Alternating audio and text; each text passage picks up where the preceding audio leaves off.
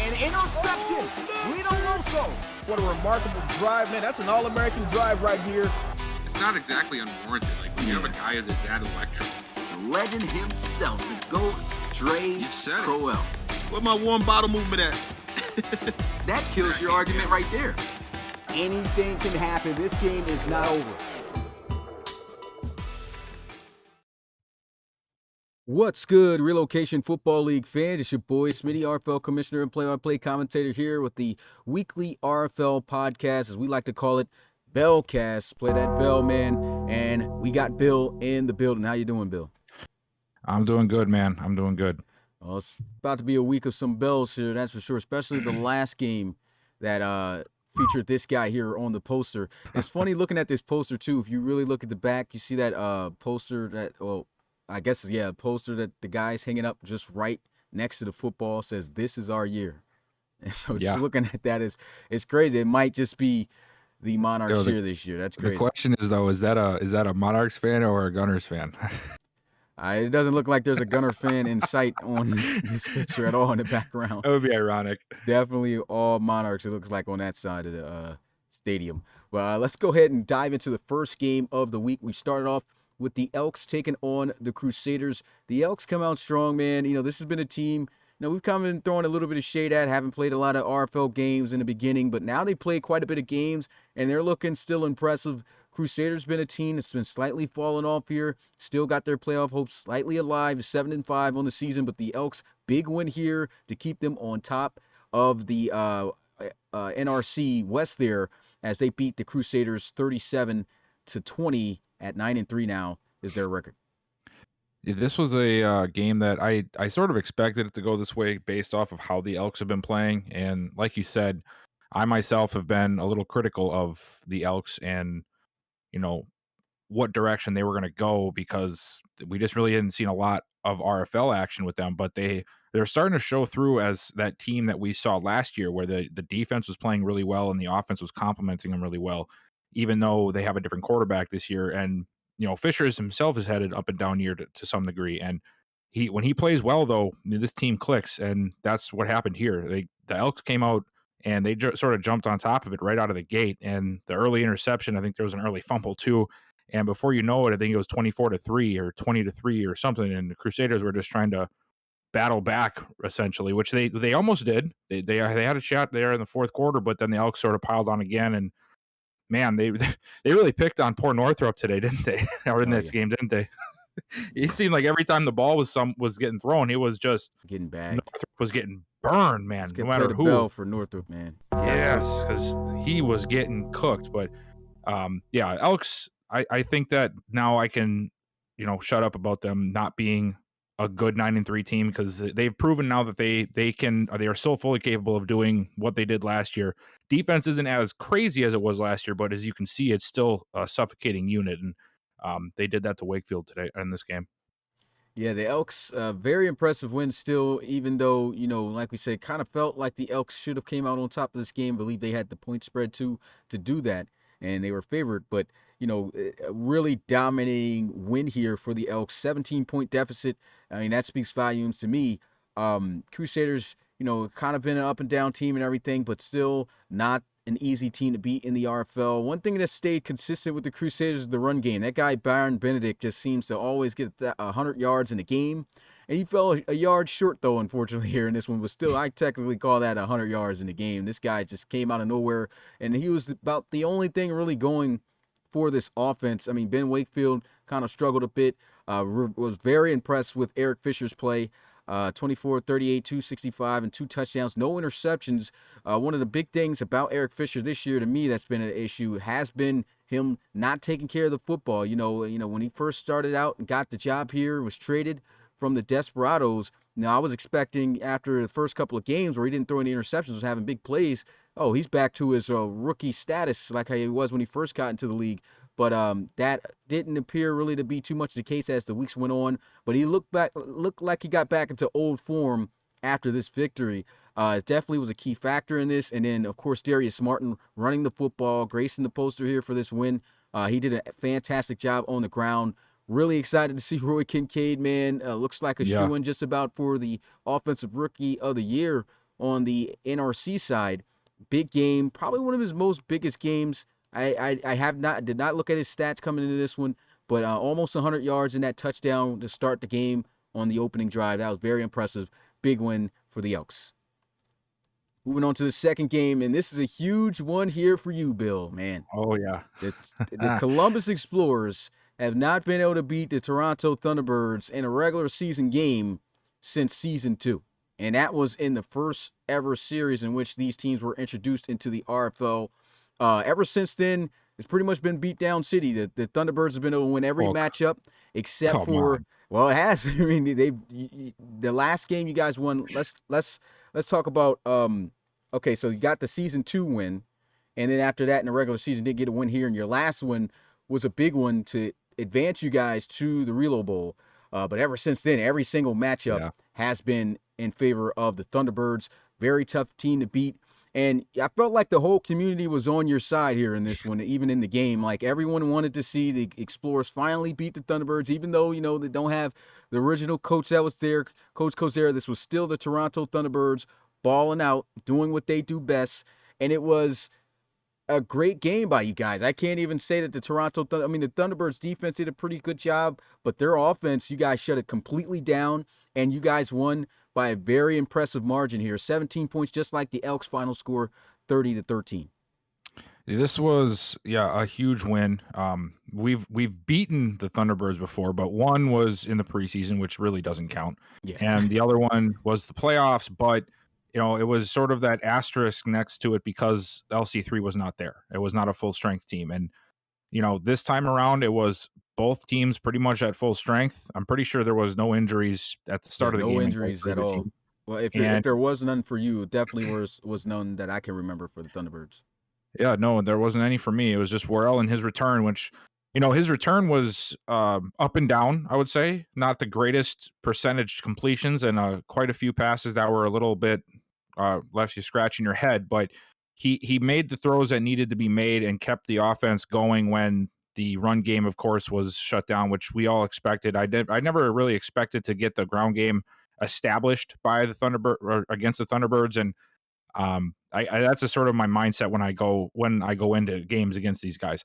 Let's just forget about the run game. Let's focus on trying to find room in the passing game, and maybe we'll open up a few runs by drawing the defense back. And we were able to really take advantage of some passing lanes, a couple big plays, and really our defense was the champions of this game. And they were all over the field. And like I said a few times now this season, the Thunderbirds are a very, very easy team to figure out. It's just executing against them is the hard part.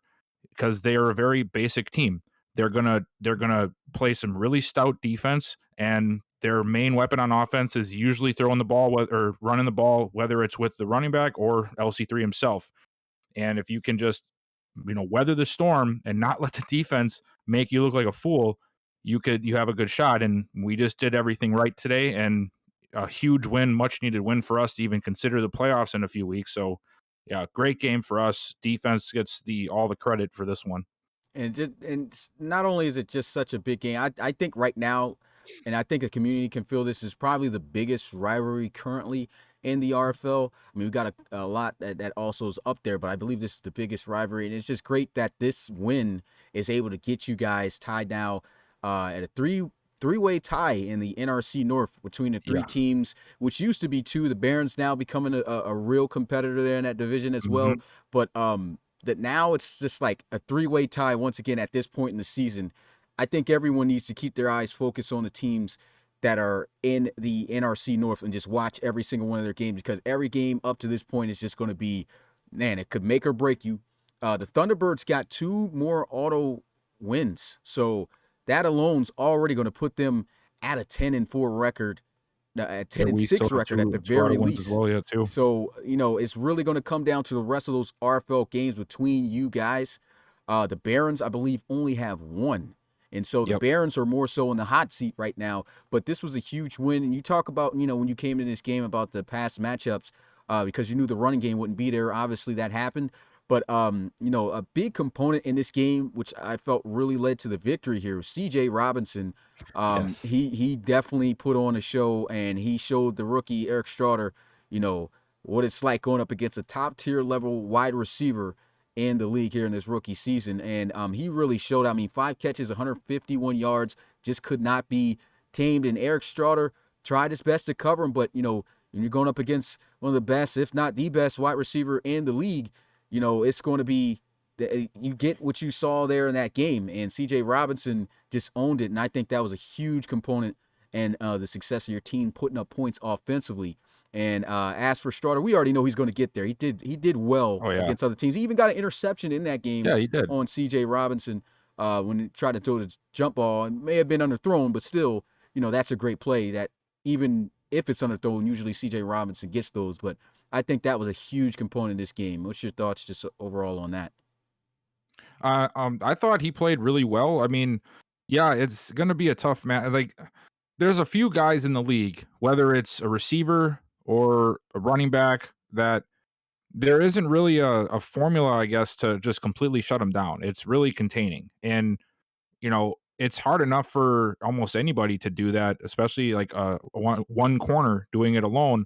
But then you ask a rookie to do it. That's a big task to take on. And he's shown that he's well beyond his rookie season already with how he's been playing all year. And I think he's gonna have a great career. He just, sometimes you're not gonna always get the best looks in the matchup, and you're not always gonna win everything. And today he got a couple of looks in. He got a nice interception, but it was CJ's day, and Worrell is a lot better of a passer than the last guy he faced against us. And I think that just gave us a little bit more of an edge to pick the right matchups to go after them with. Yeah, and even though he didn't play, like percentage-wise, didn't play all that great, I could definitely tell a difference since Worrell has stepped back in the offense. That's going to be huge for you guys down the stretch here, trying to make the postseason.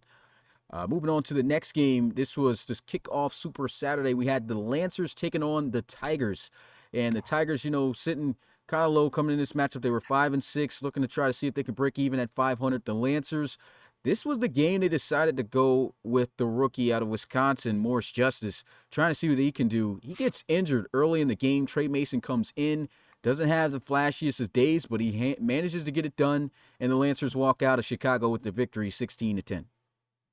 I'm telling you right now, I've been waiting to talk about this game, because this right here is why I say the things I say about trying to mess with stuff too much.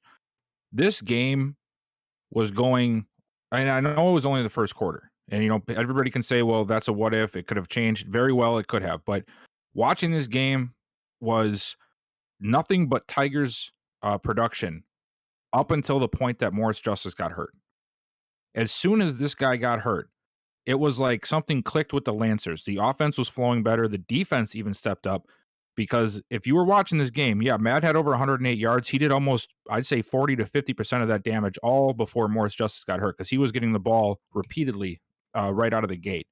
And man, it was just a light switch. Mason comes in off the bench, not supposed to be playing at all, obviously, because Morris Justice was supposed to be the savior, and he's the reason that they won this game. I fully believe in my heart that if it wasn't for Morris Justice getting hurt, the Lancers take an L to the Tigers, because the offense everything was going right for them up until that point. And I hope that this is a lesson to some coaches, and especially to Regier, that sometimes you got to look inward, and not every bad game means a bad player. And Mason proved that, because yeah, he didn't have the most craziest of days, but the plays he made were the reason that they were even in the position to put those points on the board with field goals. Without that, it was not looking pretty from the start with Justice running the ball, because it was run the ball for 3 yards, run the ball for 10 yards, try to run it up the middle, boom, punt the ball, and then it was Bryce Madden's show. And I think the best thing for the Lancers today in this game was Morris Justice getting hurt. So hopefully Mason stays in as the starter, and they can ride him into the postseason, because they're right now in a prime position to make a push in the postseason. I don't think they're going to do that if they have a guy like Justice playing as a starting quarterback. Yeah, and I mean, it's still a three-way tie there in the South in the NRC, man, between the Desperados, Diablos, and the Lancers right now. I do agree. You never want to see anybody get hurt or be lost, especially if they're supposed to be starters or key guys that Coach Regier felt was going to help lead the Lancers, I guess, further than any other quarterback they had on the roster. Of course, that had to have been proven, and, the injury, unfortunately, did not get to leave Morris Justice to see what he can do throughout an entire game as a starter in his first start. Trey Mason, like you said, I agree with it that, he came in the game and, like I said, did not have a flashy day, but he did enough to help the team move offensively down the field. When we saw Morris Justice in the game, it was more so like he wasn't even passing, a lot of just pretty much run situations. And so like that, when you have an offense like that, when we've seen situations where quarterbacks are not throwing the ball often or running it a lot, then that usually results in very low offensive production, which we saw early in the game. And, you saw the offensive play calling switch up once Trey Mason gets in. The offense starts moving a little bit better. I agree, of course, with all that. They picked up Carroll Triplett out of free agency, used to be a former Toronto Thunderbird. And, he ends up being their leading receiver with 4 catches for 44 yards. But that's not a lot, but it was enough to get the offense moving. The big thing I want to talk about this game is Billy Johnson. only 71 yards passing off 26 passes and an interception. It's looking like Chicago, really for these guys, I'll try to take a gamble, try to see. Shout out to Nishan for the $10 donation. Says hashtag Steam Team and hashtag League First. But like I was saying with Billy Johnson, the Tigers were really looking for him to show that he's a franchise guy to build around. He really has not shown that since being the starter this season. He's been given multiple opportunities, and he'll be given that opportunity for the rest of this season. It's been a down year. It's tough to win when, you're looked at as the team that is not, one of the premier teams in this league. But, it's up to you to try to change that narrative. And I understand the Lancers defense is really great, but 71 yards is just ridiculous to not be able to pass against this Lancers secondary. In the secondary, even though they've been better than in years past, this is still a weak secondary, in my opinion. They should have been able to have at least some type of success offensively. You saw Bryce Madden coming back, and he did his thing on the ground. He just came back off injury, 100 yards his first game. If the Tigers can find a balance, if Billy Johnson can get himself in shape for the rest of the season, this could be a scary offense. As we've seen, once Billy Johnson click and Madden's already going, it's a tough offense to stop, and they can pose a threat to any team. But we did not get that because of the lack of productivity from Billy Johnson, and I think that's really what killed it. You got to give the Lancers credit, though. This defense has been playing outstanding this entire season. And it's going to be this defense, like I said, that's going to help these guys, if they make the postseason, to get far and to actually be able to stand with some of the better teams in this league. Kind of getting more of a Thunderbirds vibe. The defense isn't up to that level, but they're pretty much how they've been playing this year is pretty close. They've been shutting teams down to low scores. But it's always about the offense. Got to get something going out the offense. And when you're trying out all these things like Regier is doing, and putting guys in. I mean, somehow it's still paying off that they are 9-3 right now, but it could come back to bite them.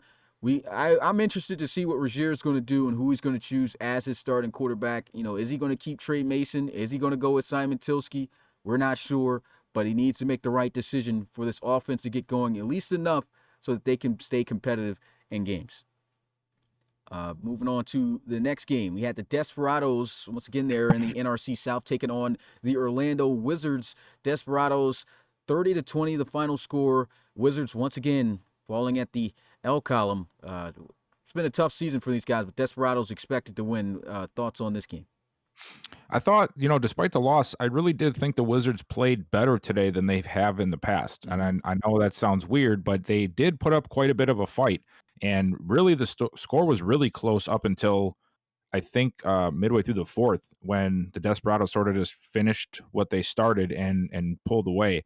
But the Wizards defense, I thought, played as good as you can expect when you're having a rough year.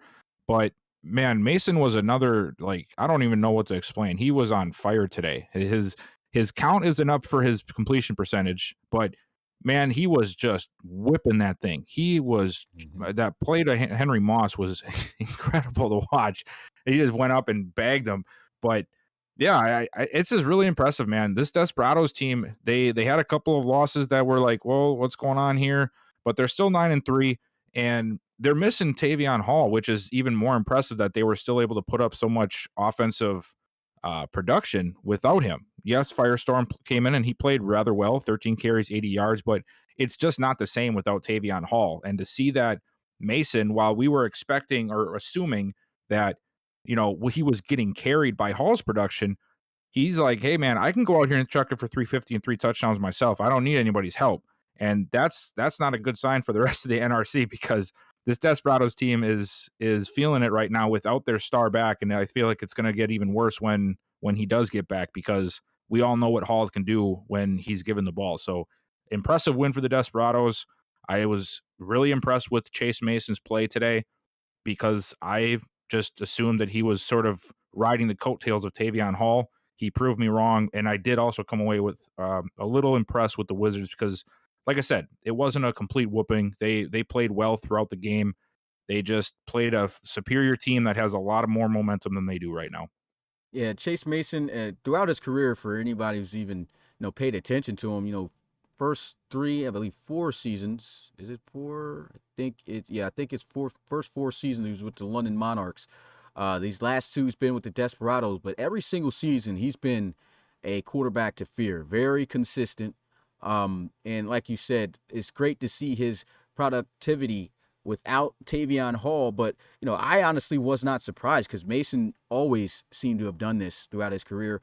But I am shocked by what I got to see the Desperados do running the football without him. Nick Firestorm did a really good job. That's a great average right there. 13 carries, 80 yards. Didn't get to see the end zone because Mason was busy throwing them in there. But, just an awesome job by the offense without their potential MVP this season of the league. And then Cecil Austin III, man, this guy's playing like a possessed guy of Randy Moss or something. You had Hall himself comparing him to NFL's Kenny Galladay, because he's got the height, he's got the speed, definitely has the speed, he's 99. And the catches he was able to make was just big time. He can go up there and get it.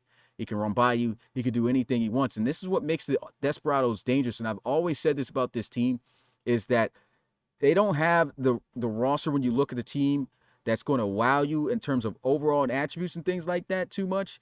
But when they go and play, they just got the right players in the right areas. You got to worry about speed with Cecil Austin. You got to worry about who's going to cover Henry Moss, because he can make those contested catches along with Austin, as he did here in this game where he bagged a guy for the touchdown. And you got to worry about Chase Mason just dotting you up. It doesn't matter what receiver he's got. He's going to make great reads. And of course, you got Tavion Hall, who just can do everything at running back. And then you got the backups, who are also a threat as well. Nick Firestorm, every time he's getting the opportunity to run for the Desperados, he's done a great job. So this is a very dangerous team to play.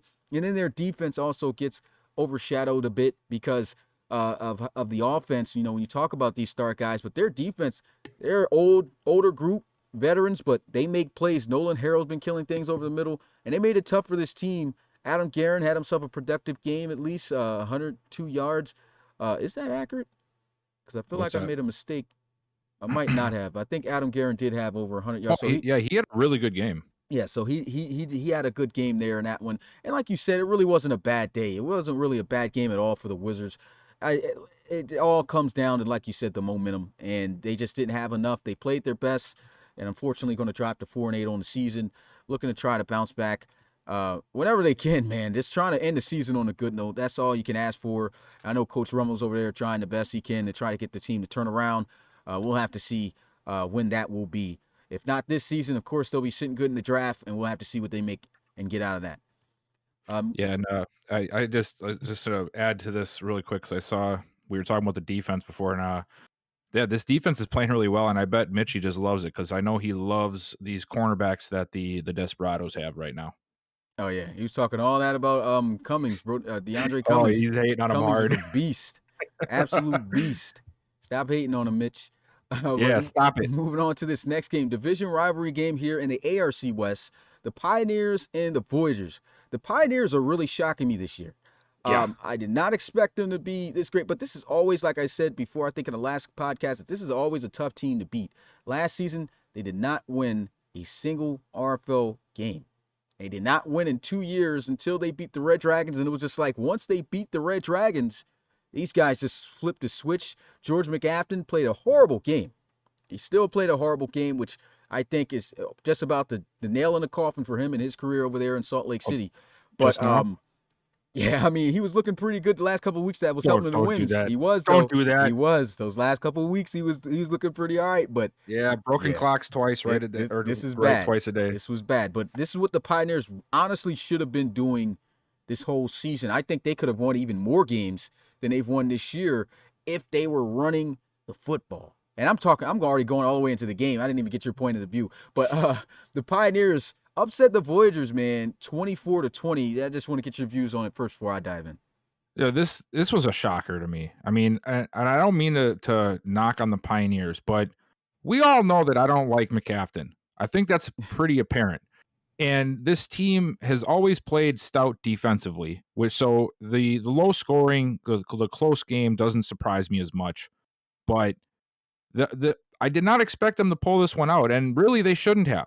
You know, McAfton threw 3 interceptions. He looked absolutely horrible. And the Voyagers defense was swarming him, making him look silly all game. But who would have thought Bryce Witherspoon was going to go off for 3 touchdowns and 100 yards? The stats almost don't even paint the picture enough for how big of a day he had, because he only had 107 yards, but his effect on the offense was much bigger than what his stat line says. And you got to feel for the Voyagers, man. They did all they could on defense, but the offense could not get going, and which is the one thing that the Pioneers have going for them. They have a stout front 7, and they flexed that muscle today. They did not allow the run game at all to get going. It didn't matter who was running the ball, and it sort of leaked into the lack of production in the passing game. And yeah, just a weird game. I really don't know exactly how to explain it, because if you look at the stats alone, you're like, well, there's no way the Pioneers won. Like, look at this quarterback here, but they found a way to do it. And yeah, I don't even know how to explain them. They're just weird this year. And one of the biggest things I always talk about is just how important the run game is. And I think everyone can just about agree with that, because that's pretty much what sets up a lot for your offense. If you can have a successful run game, or at least have it somewhat be, up to standards. There was, like you said, none at all for the Voyagers. Their top rusher, 9 carries, 17 yards. That is absolute shutdown, one-dimensional offense. Yep. Put a lot of pressure on Glenn Hay, who percentage-wise didn't do bad at all, but and he took care of the football. Didn't throw any interceptions, threw the touchdown and everything. But when you don't have that going for yourself, it puts a lot of pressure on the quarterback. He still made some pretty bad throws at times and everything. Douglas Drayton came through with the 1 touchdown for him. He did good on that. But, I mean, other than that, like you said, there was just nothing going for this Voyagers offense, which has kind of been struggling quite a bit lately these last 2 to 3 weeks. And that's definitely going to be an area that they're really going to need to improve. I mean, right now, sitting at 8-4, this was a team early on in the season we were expecting hey, these guys might just be in a real bowl, and they very well can be, but if you start having these mistakes at this, and these issues, I mean, at this point of the season, it's going to be, your momentum's going to be low going into the postseason, and we know how that can turn out. Voyagers, I know Coach Baker very upset about this loss here, was expecting his team to get this victory. It didn't matter how, but, at the end of the day, they're the Pioneers in his head and everybody's head. Voyagers should get this win. That did not happen. I'm very impressed with Bryce Witherspoon and how he played, and then it's crazy. He gets overshadowed. Also getting overshadowed is Andre Tomlinson. I think he even averaged a higher carry than Witherspoon. Both of these backs are freaking ridiculous. Like, these guys can run the rock. I mean, both of them are over 4 yards per carry, close to 5, maybe even more than that. And I don't even have the percentage right now in front of me, but I know that both of these backs are averaging at least 4 yards per carry. And we've been saying it since about the beginning of the season. And I believe it was Noah in the chat also saying he's been saying it for a while. We know you've been agreeing with us, but run the football. They did that, and they were splitting the carries with these guys, but 17 carries, 107 yards, 3 touchdowns. What a day by Bryce Witherspoon. He also earned Offensive Player of the Week for the ARC. Guy was an absolute stud. Huge reason on why they won that game. And this is something that I know Tomlinson's been playing well, but I said this, I think, last year, and I've said it this year. Witherspoon's got to be the focal point of this offense, man. He's just too electric. I don't agree. I don't think he's an all-around down back. The plays that he gets right now, he's not, man. Every play that he got is like a third down, like outside zone type. He was killing off those. If he gets the in-between runs and plays that Tomlinson get, he's not that great. And I've seen it quite a bit, with him. He's not an all-around down back right now at this point. Tomlinson is killing it with his opportunities too. I don't think they need to go away at all from this dual back running back system. It's working. And I think it would definitely damage them with Witherspoon running in between the tackles and getting those carries that Tomlinson gets. I just don't see him being as effective every single down. And of course that will win them too. I think it's a great thing when you have multiple backs getting the football, which is something that's kind of rare in the RFL, which is why our run stats are so high in the RFL. I talked to you about this before, is most of the running backs in the league are one guy that teams just hand the football to, and they handle the rest of the business. So we've got a lot of guys who break over 1,000 yards typically a season, and it's because they're solo. But when you got this dual back system, it can be very effective as it is for the Pioneers. They just got to keep doing it. The following game, we had the Cougars versus the Sentinels, and the Cougars continue to be on this trend. And Markel had a post not too long ago. I wish I had took a picture of that and sent it to my laptop, my computer, so I could put it up here. But he talked about how the Cougars, and it does seem to be exactly how the Cougars operate, man. It's like the start of the season is always a bit shaky. You don't know if they're going to make the playoffs or not. And then when they get to this point in the season, they just start balling out.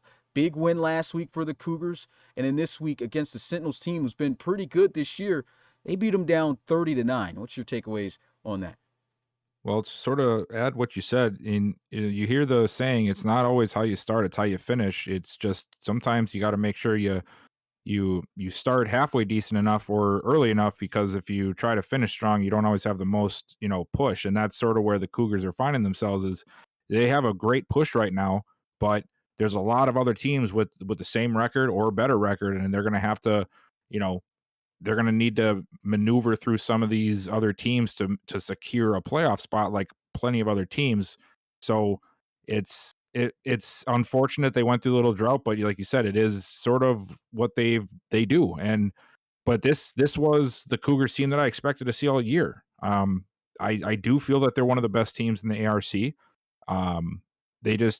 I think they're going to have to go through a few more bumps yet with Gannon as he continues to learn, but you can see how good this team can be in games like this. The defense was playing spectacular. They really didn't allow DWJ to get comfortable at all. They had him second guessing almost every throw. As you can see, he was below 50% and had 2 turnovers. And I think, did both of those go for touchdowns, or was it one of them? Maybe it was just one. Yeah, I think Yeah, it was a just couple one. field goals.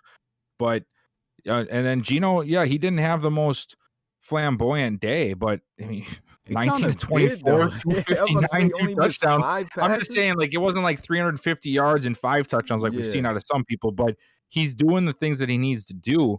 And this team is built to win. They are. They just need to make sure that Geno doesn't, you know, make too many mistakes offensively when it comes to running the ball, and then they win 9 out of 10 games that they play. So I'm not too surprised that they're playing like this. I wish we could have saw this a little bit earlier, and I'm sure Coach Roby would have wanted to see this earlier too, because then he would probably feel more comfortable heading towards the playoffs. But yeah, I mean, what a game for the Cougars, man. Big win, 2 weeks in a row now. Yeah, absolutely getting the best right now. That Geno Cannon still got those issues like you talked about. He had a couple fumbles here in this game, but no turnovers. I mean, the guy did a great job throwing the football, and this is a big reason on why he's leading in that MVP category for the ARCs, because he's killing it on the ground and through the air. His percentages are high. He's barely thrown any interceptions. He's only got 3 interceptions this year, and 20 plus touchdown passes through the air. So I mean, this guy is just killing it. I think he's just under 20. He might just be under 20, but he's still just absolutely reaching his peak of his play right now, getting adjusted to the RFL and at the right time. And that's what's going to really make this Cougars dangerous. This defense, we thought this defense was going to be a little bit lackluster after losing their edge threat with Woolfolk. And ever since he's gone, you can tell a difference, but they're still a tough unit to move the football on. You're seeing better play out the cornerbacks now also too. So this team right now is definitely ready to rock. A very tough game for the Sentinels and DeAndre Wilkins Jr. I think the Cougars just came out at their best, and the Sentinels just wasn't ready for it. And that's all I pretty much have to say about that. Great game for Coach Roby and Chicago. Moving on to the following game. Last game, Bisons were able to get the best of the Dreadnoughts, and they beat them as well as made them lose their quarterback in that game. Matt Jones was killing. And the second meeting here, and this one just this past week, it wasn't even close. The Dreadnoughts absolutely blow the Bisons out.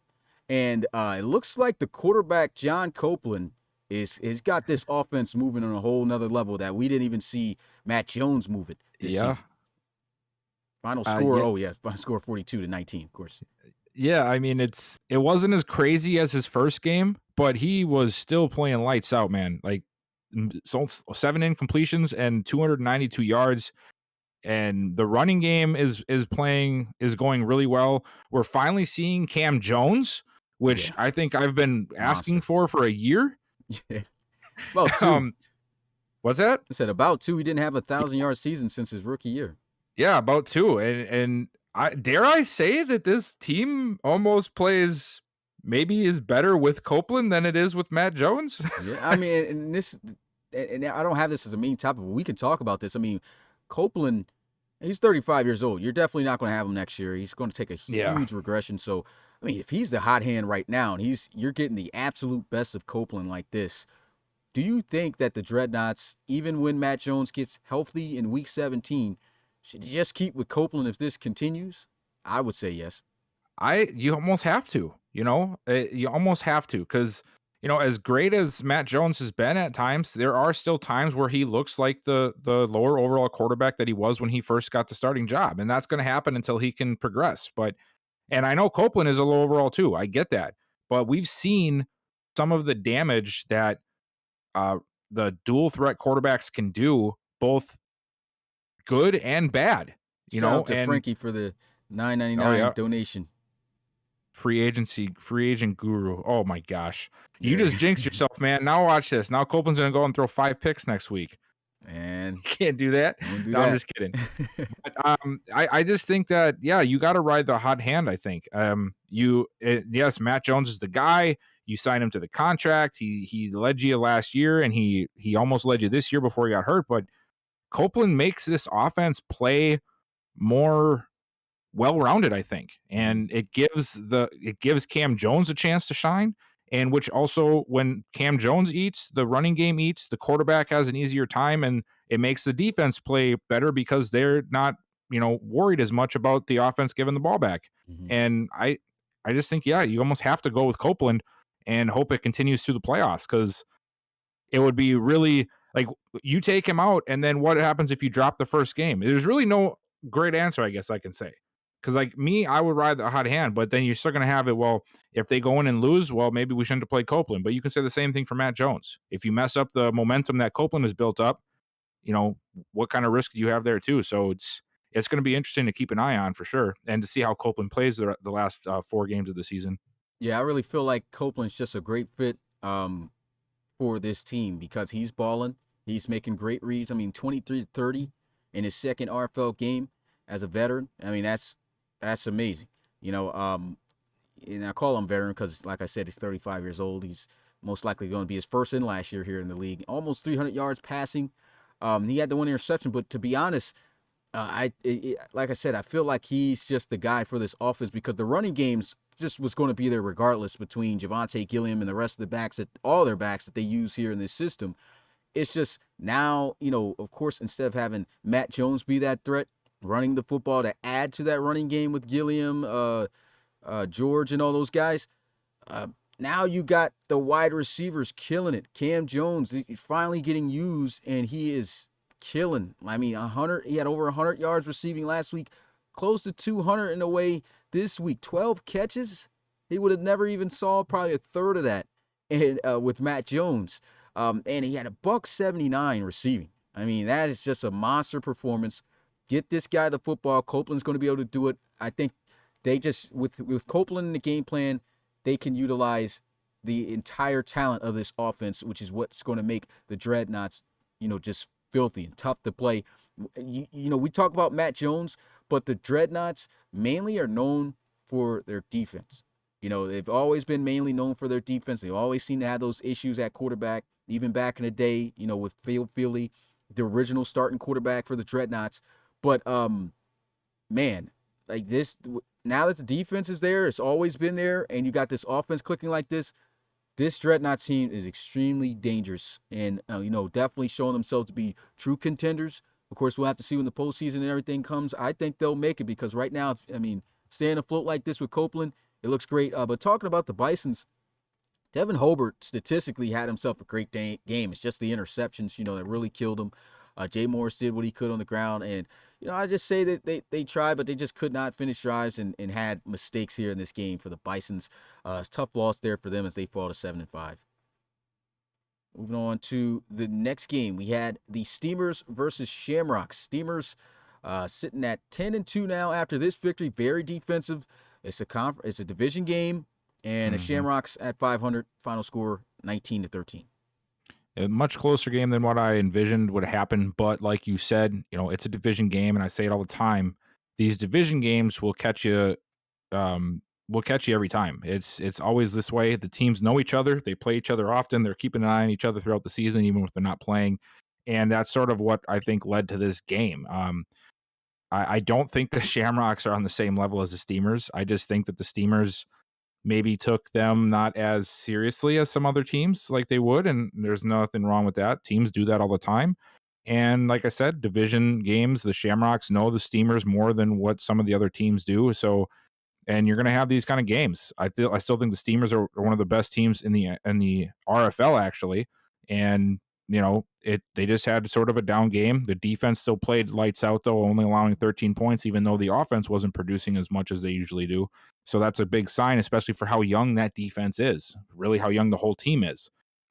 So I'm not too concerned with the Steamers only putting 19 up. I think they're still one of the best teams in the RFL, and Shamrocks just had their number a little bit today, just not enough of the numbers. Yeah, nothing really too much to say here. Just at the end of the day, like you always say, great teams find a way to win, and the Steamers found a way to do that. Got the touchdowns they needed, and they ended up coming out on top to improve to 10-2, a number 3 team currently ranked in the RFL. So these guys really staying afloat. I am kind of in a way a little bit concerned with the offense in terms of finishing. That's one of the biggest things about the Steamers. Has always been great with Coach Jones there, with how fast this offense can score in a second. I still feel they have that capability, but a lot of low-scoring games coming from this team on the offensive side of the ball. And, I would like to see that increase and get back to where it usually is, but you never know, man. Like I said, divisional games, teams know you better. We'll have to see if they get better at doing that as this season goes on. We had the Bulls take on the Armadillos, and it was the Armadillos game towards the end, but the Yep. Bulls finding a way to win the final second score pretty much, as they were able to finish this one after a horrible day by Lane Kearney, man. 4 interceptions, but they beat the Armadillos 23-20. Yeah, we're gonna start this out with a big old bell for Lane Kearney because that guy played horrible, man. Because this game was so weird to me because when you look at the teams, you're like, oh well, this is Bulls, no problem.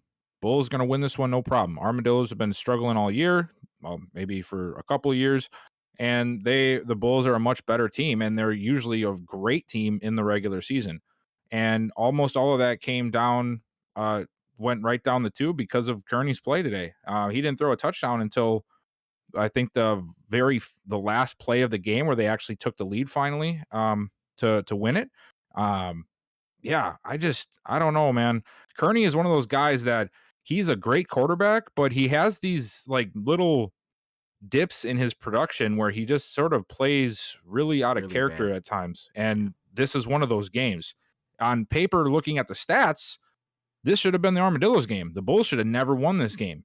And luckily, Jones still had a productive day. Without that, I don't know if they even are close in this game at the end to win it because Kearney just was throwing the ball to anybody who wanted the ball. It didn't matter what jersey they were wearing. And Wade was still struggling, less than 50%. The ground game was struggling. The Bulls defense did their job. It's just Kearney almost threw the whole game away for him, and you just cannot do that. And this is sort of, I think, why the Bulls always find themselves sitting at home after the first playoff game because you have these dips and The inconsistencies. the inconsistency is just too much. If you barely get out alive against the Armadillos, no offense to the Armadillos, I mean you can take some if you want to. I don't really care, but what do you think is going to happen against a powerhouse team? And you just can't play like that. And Kearney definitely can't play like that. This is not how a former MVP should play. So it's concerning to me, honestly. I think once Kearney throws one interception, they should just give the ball to DJ every play thereafter because you have a better shot of winning at that point than when Kearney gets into a rhythm of throwing to the other team. Yeah, once again, I mean, unfortunately, playbooks can't be switched to something else. So CPU teams, for the most part, are definitely screwed. They don't get enough practice and things like that. Would have liked to have found something to which the Armadillos could run the ball more because the run game, Carlos Berry, that's a 4-yard per carry average. He didn't touch the ball enough. Once again, another week where he's not run the ball, and it puts an insurmountable amount of pressure on Devin Wade to throw the ball. And I think that's why we're seeing a lot more of his flaws in his game because he's just throwing the ball way too much. 42 passes. I mean, sometimes that's an average day, but that's still a lot of passes without really running the ball. Teams are going to catch on and just pretty much know what you're doing. Oh, they're throwing the ball, and they're just playing and sitting back in coverage. And that's what you see a lot in these Armadillos game. They've been on a mean losing streak ever since they started out 4-1, and then they got that auto win from an auto our NFL games. So 5-7, really they've lost like 6 games and haven't won a game since. So it's been a mean losing streak, like I said, for the Armadillos. But it's just because of that inconsistency on offense and lack of balance. Rashad Woodard had himself a nice day through the air and everything, but they really need to get more of a balanced approach. Bulls defense, a tough unit to move the ball on and everything. And then Kearney, I still can't believe they won this game, and it was still barely. They scored in the final seconds. And that was off the only touchdown that Lane Kearney threw. But this is definitely David Jones' team offensively. It used to be Lane Kearney was that guy, and it used to be a tandem between the two. But right now, Kearney's got to find a way to play more like his old self, back in those MVP days. Because the last 2 seasons for Kearney has honestly been a bit shaky, and he needs to get back on track. But if he is able to do that the right time before the playoffs kicks in, this Bulls team is going to be a dangerous team. And if they do make the postseason, if they continue with that, this could be a team, like you said, that can see themselves winning at least the first game in the postseason. I don't even know if they would do that if Kearney can't play right. Yeah. They should see if DJ can play quarterback. Seen somebody, I think it was in the game where somebody said that or something. Yeah, they should. All right, so the Condors took on the Snowhawks. This was a really great game, back and forth, just back and forth. I did not expect it to be like this. I kind of felt like the Snowhawks should have stomped on the Condors easy, flew off with these guys, the easy dub. But it really wasn't. Condors really battled, and this is why Chase McCoy is, in a way, I say underrated quarterback in this league. But he kept these Condors in it. Unfortunately, couldn't get the dub. Final score 34-27. And that's actually sort of echoing what I'm about to say too. Is this was another division game, so I will give the Snowhawks that. I did expect the Snowhawks to win by more and maybe not give up as much to the Condors, but it happens. The Condors have these flashes because of McCoy where they just go off on a tangent one game and they can put up points when they need to. It's just a lot of the times the team ends up playing against their own defense because they're just like trying to outscore what their defense is giving up half the time. And in this case, the defense didn't even play that bad in the pass coverage because they actually made Gidley play a little bit weird compared to what I normally see him play as. But Under 50%. lo and behold, Mitchell O'Brien comes into the fold, and all of a sudden he's Mr. Wonderful and running the ball for 165 Every yards. touch was crazy. Yeah, like I didn't see that coming, and I'm sorry, Mitchie. I'll apologize to you. I told you, what are you doing? I think I said this in a podcast, or maybe I just said it in one of the chats one night during the game. But I was like, why is McDonald not playing? Why is he not the guy getting all the carries? And I'm just gonna shut my mouth because apparently he knows what he's doing. Brian just came in and was like, DJ Scott, who? Let me just run the ball. And but the Condors are a team that are just really holding back Chase McCoy, man. Yeah. This guy can be so good, and you can see it. He can will an offense that's not that great to score whenever they need to, really, for the most part. Mm-hmm. And the rest of the team just lets this guy down, man. The defense just consistently. It's more so the defense is really bad. It is the defense. The defense gives up so much, but even on the offensive side of the ball, sometimes the running, like they had issues with the running backs last year. I think this was their best running game. The rest of the year has been horrible. It has. This was the year they finally just gave in and said, okay, we're going to ride with Buki Johnson and get another elusive back because the power backs aren't working, and it's working for them now. But this team is just dragging Chase McCoy down, and you can see how special he can be if he was on a team that maybe had a little bit more of a sound defense. So it's unfortunate for him. Hopefully they can fix it in the offseason because McCoy is a guy you can see being a superstar in this league, but he falls between the cracks when you're talking about teams that actually have some kind of a competent defense and can, allow their record to shine through to allow the players to be talked about. But when you're on a team that's always usually below 500, you're just not going to get recognition no matter how good you're playing. And that's just the unfortunate truth. So, but Chase McCoy just got to keep doing what he's doing. Hopefully this team starts coming along with him for the ride and they can turn it around. So, and on the real too, as a commissioner and everything, I can build the storylines and everything. The hardest thing would be I know the quarterbacks need, some teams do need quarterbacks, but I could see a real storyline being built on where he wants to get out of there. I wouldn't blame him. And honestly, it would make sense. I don't know where his contract and everything lays, but it's also tough to make that decision, try to make that call of a storyline when, there might not be no spot for him that a team would take, so like other than maybe the Pioneers, possibly some teams are struggling, but then you also got these rookies and things coming in here, so, that's one of the biggest things. But who knows? Maybe that could be a storyline, depending on how things there's look. plenty of spots he could go. I mean, tell me right now which team that needs a quarterback couldn't use him, I honestly feel like if this guy went to the Pioneers, man. Yeah, Tigers. There's a few teams that you insert him into the lineup and they're instantly better. Yeah, he got himself one heck of a legacy here. I just feel like it depends on what happens with this defense. The defense doesn't get any better. I mean, they made the right choice in the draft. They got Ray Franklin and everything, but honestly, there's just so many holes in this defense. Even Ray Franklin's presence, to be honest, this season hasn't even been really there. Because he can't do everything, we've seen a lot of plays, especially in this game, in which he's got embarrassed. O'Brien put some moves on him. He's more so straight run downhill, hit stick guy, but he's learning quickly in the RFL. It's different. You're not going to lay a lot of big hits on these ball carriers because they know how to make guys miss big time. And I don't even think we've seen many hit sticks at all from Ray Franklin this year. But like I said, this defense really is holding McCoy back. So this turned into a whole McCoy segment just about, but like, I mean, that's pretty much what this game came down to, man. It was the McCoy show. And Kevin Guyton, man, this guy was balling. 9 catches, 141 yards, and a Must be touchdown. the name. Looking like bro. Like, he was absolutely killing it.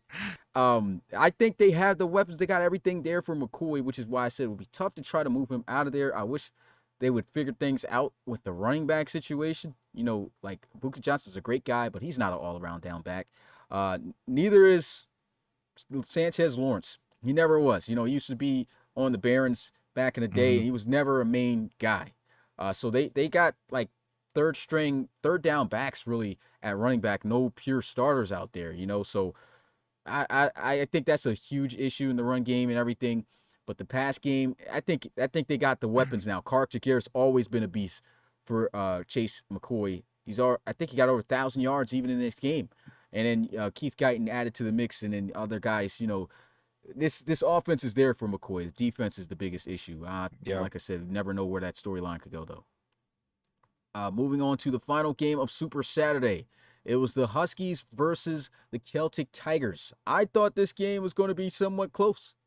But the Celtic Tigers, man, did they come out here and put a beating down on the Huskies? You know, it was kind of respectable at first in the first half. The second half got really ugly after the interception by Brady Hudson. And he's known for throwing interceptions at times and then making up for it at the end. But this is the Celtic Tigers, man. You give them any fuel, they're going to cook you. And they beat the Huskies by 24 points here. Another game. This is their 5th consecutive game in the RFL with 30 or more points. And they beat the Huskies by this margin, 37-13. This team is just stacked, man. You know, like they are. There's no other way to really put it. They have, you know, one of the best quarterbacks in the RFL, if not still the best. There's just so many other guys that are playing so well. It's harder to say he's the only best quarterback. The running game, Worsley is a monster. Yeah. The defense is playing well. They have great receivers. They have a good O-line. This team is just seems to be, even though they don't have the best record in the RFL, I still think that they are the best team in the RFL. They're number 2 right now. I mean, 10-2. Yeah, and I know the Aviators have a leg up on them in the win column. You know, I get that. It's just it always seems that, especially in the regular season, this team is just, hey man, it's the truth. It's the truth. I agree that this team is just unbeatable.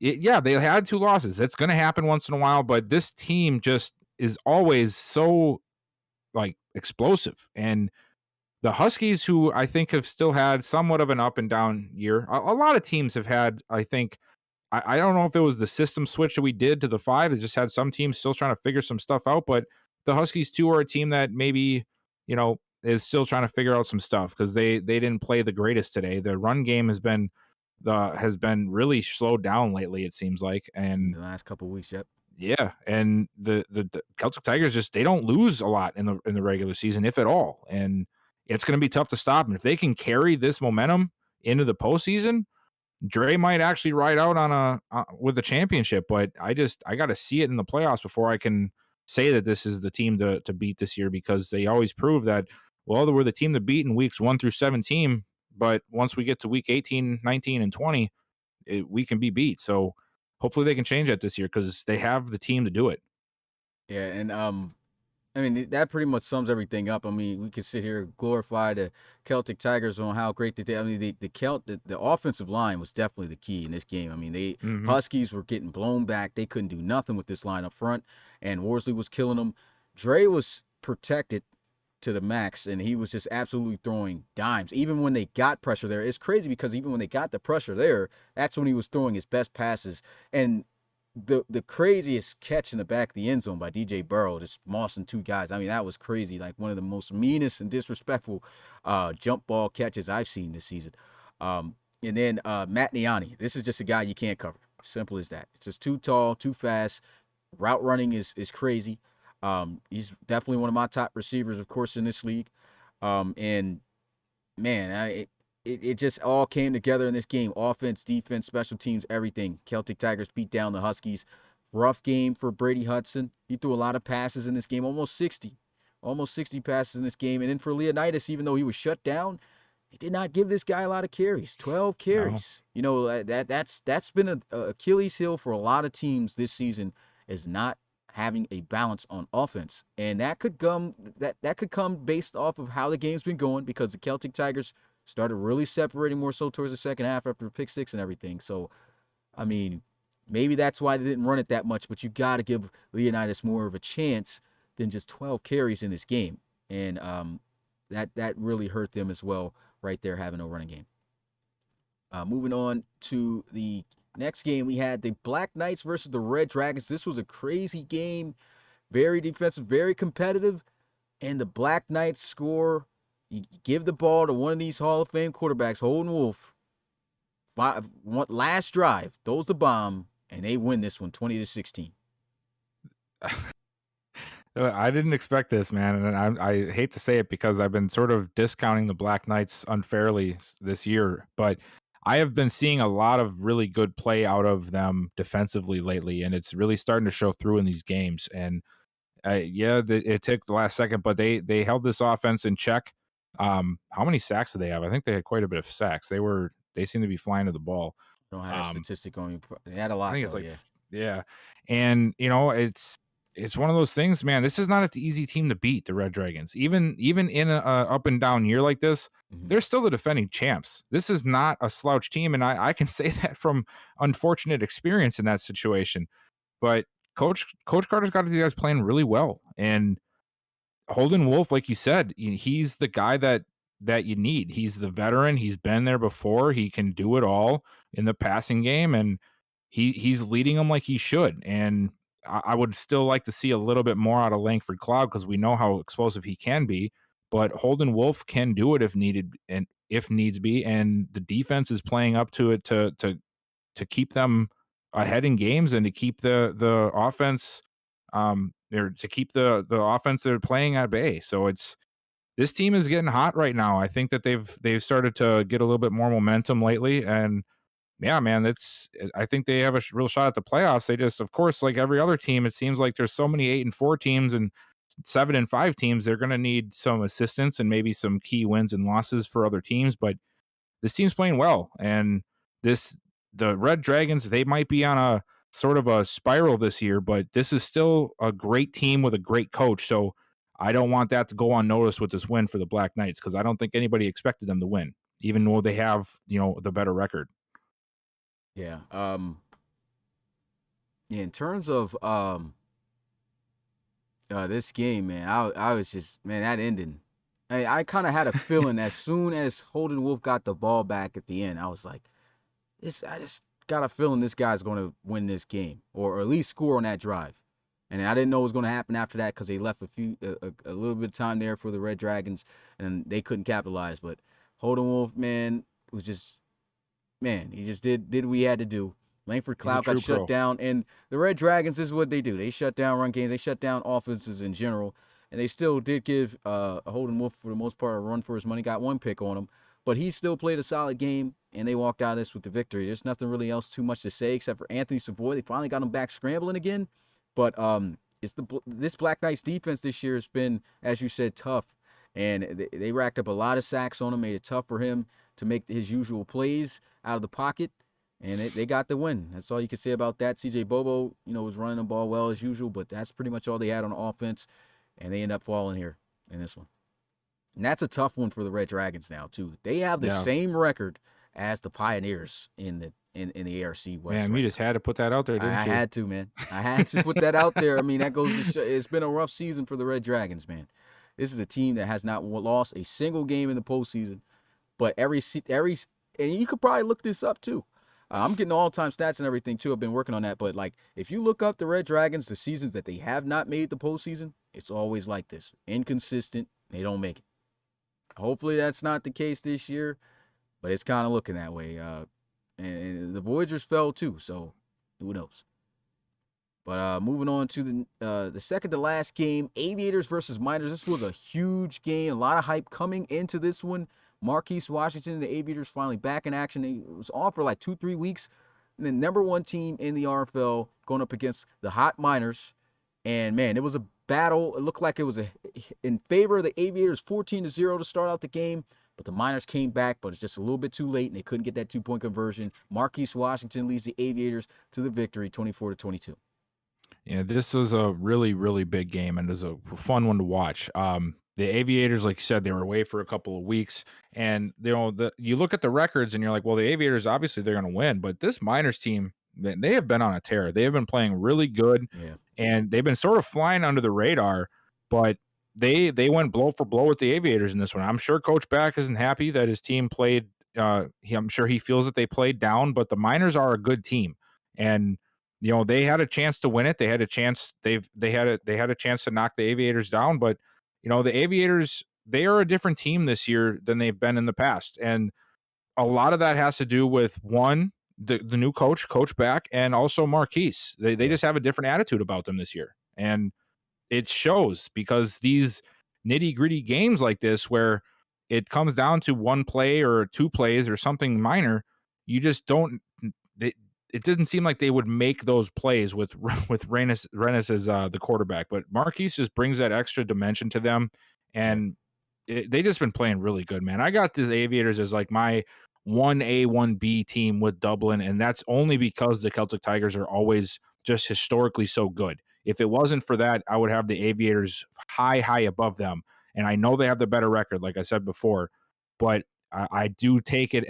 I should say that, they should take it as a compliment that I have them neck and neck with the Celtic Tigers, because last year, I don't think anybody was really neck and neck with the Celtic Tigers. It's just they've Other been than the T-Birds, because they both went 15-1 that year. But as like the ARC wise, like it just always seems Dublin's on another tier. But this year, Aviators are giving them a run for it, and rightfully so.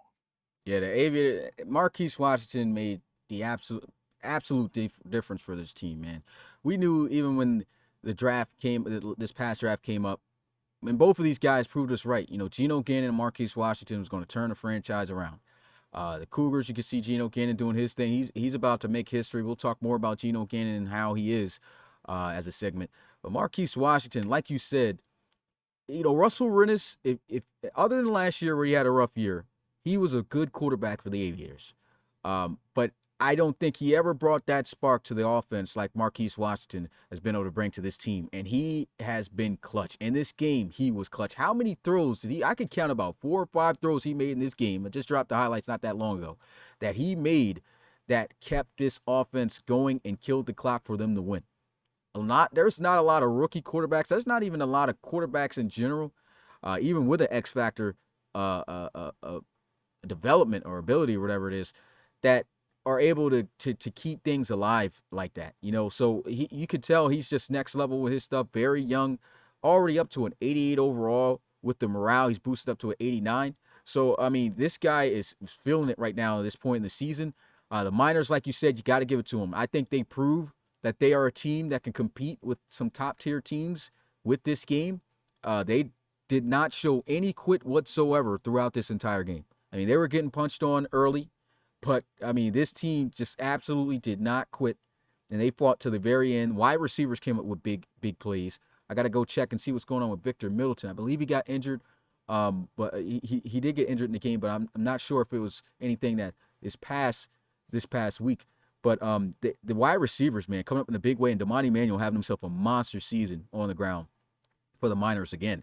So this is a team, you never know, man. These guys could meet each other in the postseason. Things keep going how it is. But just an overall great game between the two. Marquise Washington able to pull the Aviators up with another win, man. Just fantastic season. Just changed the whole culture there for Columbus. Moving on to the final game. There's a lot of games this week we had to recap, so that's why that took so long.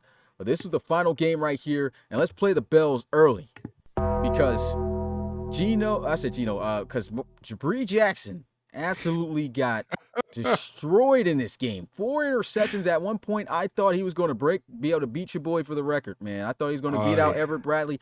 He had 3 interceptions, I believe, in the first half, threw 1 in the second. And the Monarchs, man, this is a different Monarchs team. This probably is the best Monarchs team ever. I don't think the Monarchs have ever had a season. They have had a season where they've won more than 10 games, but 9-3, and they beat the Gunners 41-7. That's all I get. Let's play a bell for that again. 41-7. Add add 4 more for Jabri, because oh my gosh, did Man. he look horrible in this game? Yeah, he looked bad. I don't even know. Well, the worst thing I would say, like before I get it out there, I was trying to say it during the game, is in a way, kind of got screwed over because I tried to change up the book for them offensively because they had that other book and never used it, and they were struggling, with their previous book. Yeah. So they went to another book, and everything was looking good. But you can attest to this. Any coach can attest to this. You can test things against the NFL teams. You see blowouts. You think everything's going to work, but when you go up against an RFL team, it's just not the same. And man, it looked horrible because the routes were simplified in this book. I'm just saying it because everybody knows what the book is anyway. It's not like it's a secret. But the Gunners had the Pittsburgh book pretty much the majority of the season. That's been like kind of on and off with them. More so on, I would have to say.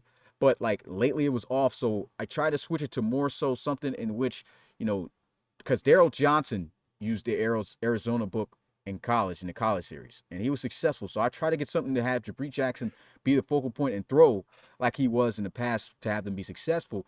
But as you could see from the game, if you watched it, the routes were so simplified. They were running just basically hooks and slants the entire game.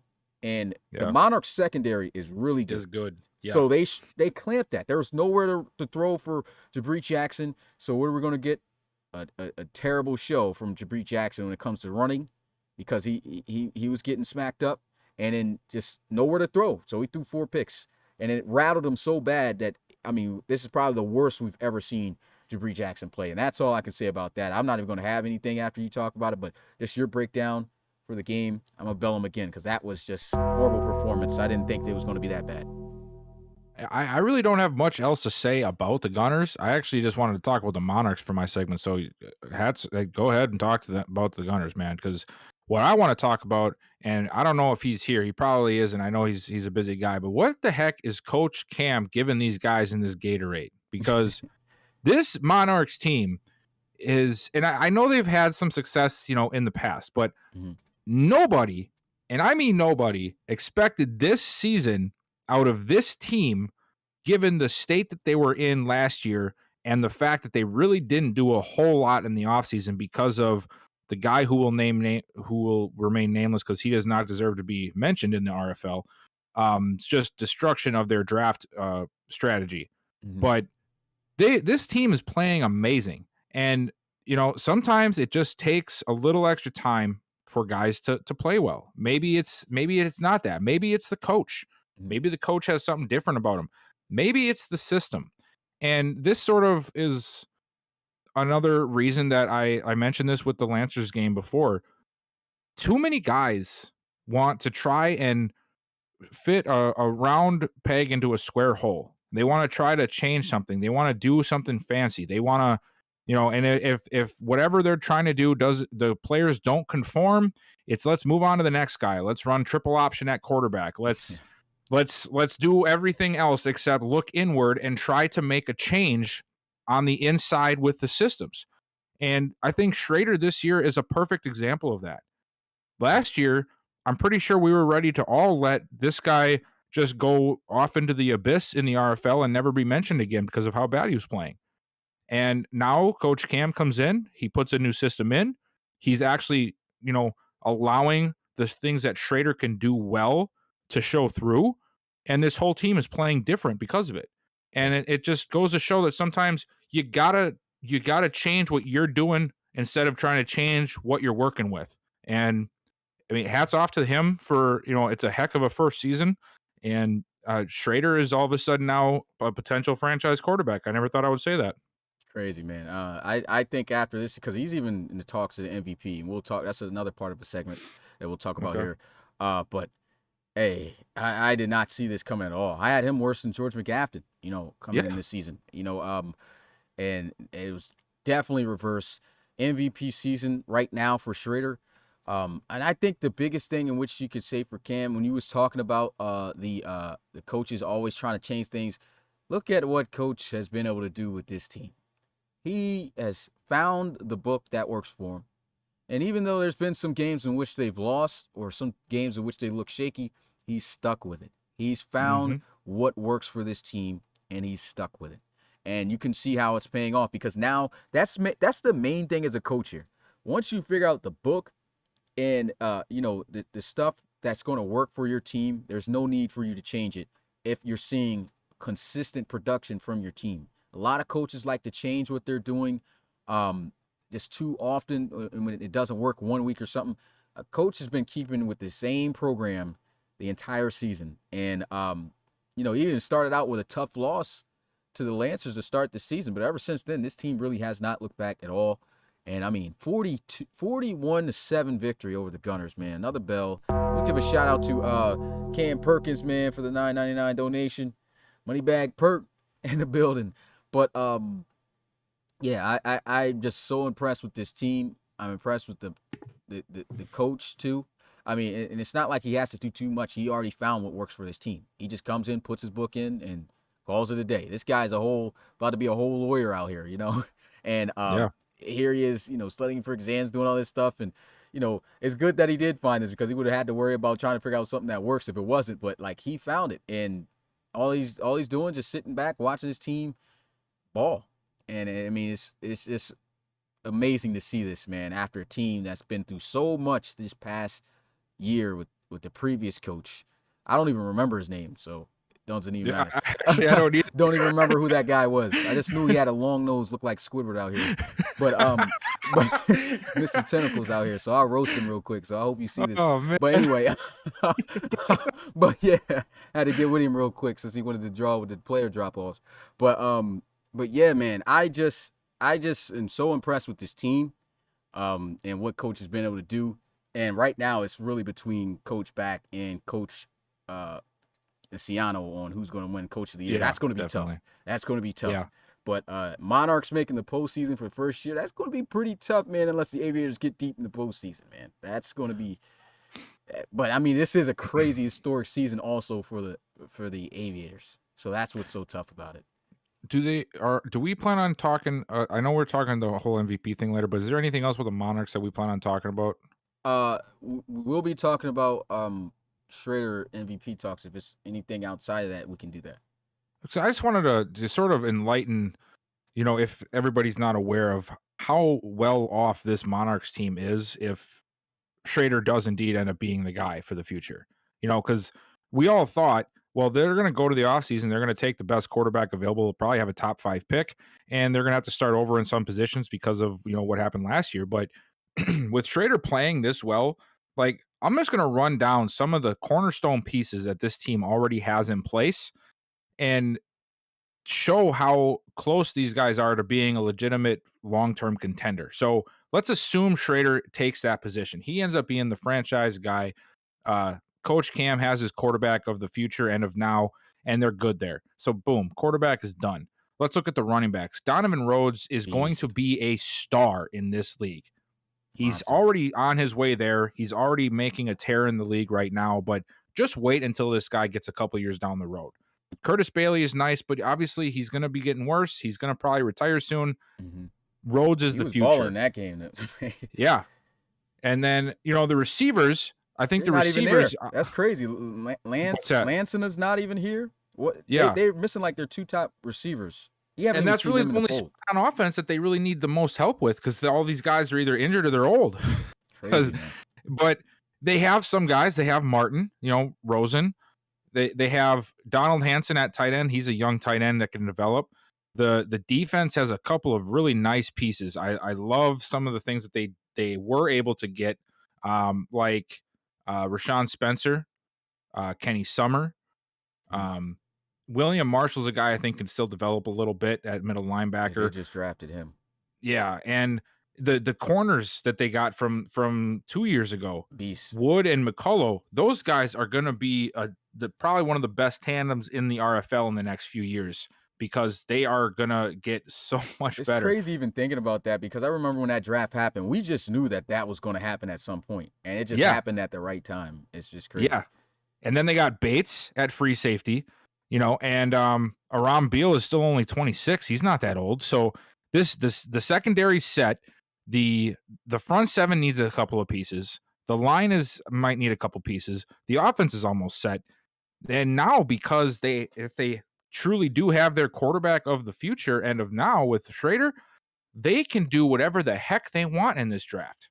Yeah. And it's just going to make them that much better. So talk about a turnaround for a franchise who last year was literally the worst, one of the worst. Or was it Won the their worst? last. No, they were second to last because Second to Pioneers last, didn't yeah. win a game, and then literally the Monarchs won the last game of the season against the Lancers. Yeah, and they are going to get so much better, and they have nothing but young cornerstone players. Like this is a truly worst to first scenario that we're looking at right here, and it's impressive. It's crazy. I would have not have seen this coming from a year ago, and I don't think anybody would have. Yeah, I did not see this coming at all. I mean, Oh, no hey, way. and wasn't it? Remember that time that that you drafted Tom Wood to the Monarchs, and Mitchie wanted him? Yeah. That meme was hilarious. Yeah, that'll always be man. an RFL classic moment, man. All right, moving on to our next segment. That was a long segment, and we're going to get another long segment like that next week because we got another long list of games coming up. Yeah. And here we go. Same amount of games as this past week coming up this game. I told you, man, once week 13 got here, the rest of the weeks are going to be nonstop action. You don't want to miss a game. Okay, so Thursday, I understand the NFL draft is going on. NFL draft is going on. I kind of wanted to move this to Friday, but unfortunately for me, I just can't do that. And I don't know what Rob's schedule looking like because he usually don't call Friday games anyway. So we're just going to have to keep it on Thursday. If you can attend those games while watching the draft, that would be cool. If not, of course, understandable. But if that's the only day you can come in for a check-in, man, hey, get in there. But first game, all right, we got the spreads up here so you can know what team is predicted to win. Black Knights versus Pioneers. Pioneers have been on fire, but I got the Black Knights winning by 4 or more points because I think they've been just a really great unit this year. They might struggle against this Pioneers defense though, but we'll have to see. Oh yeah, I think the Black Knights have this one, and I'll give them the spread. Pioneers have been playing well, but I think the Black Knights have a little bit more momentum behind them, and I like Holden Wolf a heck of a lot more than I do George McCafton. All right, game number 2 at 8 p.m. Eastern. Rob will be calling this one. This is a huge game for the Thunderbirds because you got 2 auto wins left. Barons got 1. So this is huge for the Thunderbirds. Low, of course, spread here due to the fact that the Lancers defense is really good, and the Thunderbirds typically do not put up a lot of points at all offensively. So, but I do feel that the Thunderbirds will win, and I got them by a field goal or more. Yeah, I think the Thunderbirds will win. I think that they are still one of the best teams in the league, and I don't think that a game last week changed that. I got them covering the spread, and yeah, I got them with the win here. All right, another 8-game Super Saturday, and we start with the Cougars versus the Bisons. Cougars have been extremely hot. I got them winning on the road in Oklahoma City by 4 or more. Oh yeah, for sure. I got them. I'll take that any day. I think the Bisons, they got out to a little bit of a hot start, but I do think that they were more so on the pretending side than they were the contender side, and I think it's starting to show through a little bit. Holbert's had some left in the tank. I just don't know if he's got enough left in the tank. So Cougars all the way. They're rolling hot right now. All right, the Barons and the Condors. Condors been struggling. I just feel like the Barons at home, they should have this one in the bag. It's an important game for them, just like it is for the Thunderbirds, because either one of those guys lose, that already knocks them out of that 3-way tie that you guys got there in the North. But I do got the Barons winning, and I think they'll win by a pretty sizable amount, by a pretty decent spread due to the fact this Condors defense inconsistent. Got them winning by 5 or more. Yeah, the Barons are just a much better and well-rounded team than the Condors, like you said. McCoy can get hot at times, but luckily, the Barons defense has been really, really good this year in pass coverage and have been creating a lot of turnovers. So the one good thing that the Condors really have going for them for the most part is one of the strengths that the Barons have been playing with this year. So I see them taking it with the spread. All right, game number 3 at the 1 p.m. slot. Got the Monarchs versus the Steamers division rivalry. Monarchs beat the Steamers last time. So, but I think it might be a different story this time. Even though the Monarchs are hot, Steamers are home. They're 10-2, number 3 team. I got them by a field goal or more. This is a extremely tough call, man. And the Monarchs are really hot right now. And I'm going to do it, man. I'm going to take the Monarchs. I'm going to do it. I'm going to do it. You said it yourself when we were talking about this game before. The Steamers are a great team, but you've said that this offense has been sort of maybe not struggling, but not being able to finish as much as they've been in the past. And if that continues, the Monarchs have been putting up points, and they're so hot right now. I don't know if I just think that that's going to allow them to overlook the fact that they're playing on the road. So I'm going to take the Monarchs. Yeah, I don't blame you. I don't blame you, man. Makes sense. Final game of the 1 p.m. slots, we got the Diablos versus Wizards. Just been a horrible season for the Wizards. I think the Diablos, very good unit. I got them by 6 or more. Yeah, definitely. The Wizards have been playing a little bit better lately, but the Diablos are one of my top picks for the NRC, so I got them with the spread for sure. All right, starting the 4 p.m. slot games, Shamrocks versus the Crusaders. Both teams been inconsistent. Shamrocks more so than the Crusaders. So I got the Crusaders here by a field goal or more. Yeah, I'll take the Crusaders as well. They, like you said, they aren't as consistent as some of the other teams, but they are more consistent than the Shamrocks. The Shamrocks sort of seem to be the punching bag of the RFL this year. So we're going to go ahead and take the Crusaders with the spread. All right, Snowhawks versus Gunners here for the other 4 p.m. game. It's been extremely rough for the Gunners towards the end, towards this part of the season. They have the home field advantage, and the Snowhawks at points had their inconsistencies as well. The Gunners will at least be having their Pittsburgh book back. Never going back to Arizona again for them. But Snowhawks, I think they should have this just about handily by 5 or more points. Yeah, this should be a game that the Snowhawks win. But sometimes, these Gunners get sneaky and they'll just randomly just ball out. But I do think that the Snowhawks will get this one, and I will give them the spread because I do feel that they are a more well-rounded team, and Jabri's just sort of all over the place this year. All right, 2 teams that's came off some upsetting losses just this past week and kind of having inconsistent years. Voyagers hosting the Sentinels. I just feel like the Voyagers are the better team. They should be able to pull out this one at home, despite the loss of the Pioneers this past week by a field goal or more. It's going to be tough because I talked to Coach Baker, and obviously I talked to Coach Armstrong as well, and they're both aware of the inconsistencies, and they're doing their best to fix it. It's going to really come down to me for the Voyagers is if Glenn Hay can sort of get back to that earlier season form. It seems that he's really, really cooled off quite a bit. He hasn't been really hurting the team. He isn't really pushing them forward, if you know what I mean. So I will take the Voyagers to cover with the 3-point spread, but this is a tough call for me because the Sentinels I feel like they're better than what their record says, and they're just getting some bad draws lately. All right, we cap off Super Saturday. I'll be calling this one at 8 p.m. I say probably the first big rivalry in the RFL due to this was the first ever Reload Bowl, and they've had some clashes, but Celtic Tigers have been pretty much dominant ever since. They beat the Bulldogs earlier this season, but it was a close game. 20-17 was the final, but the Celtic Tigers right now are rolling hot. I think they're going to be good enough to beat the Bulldogs by 4 or more.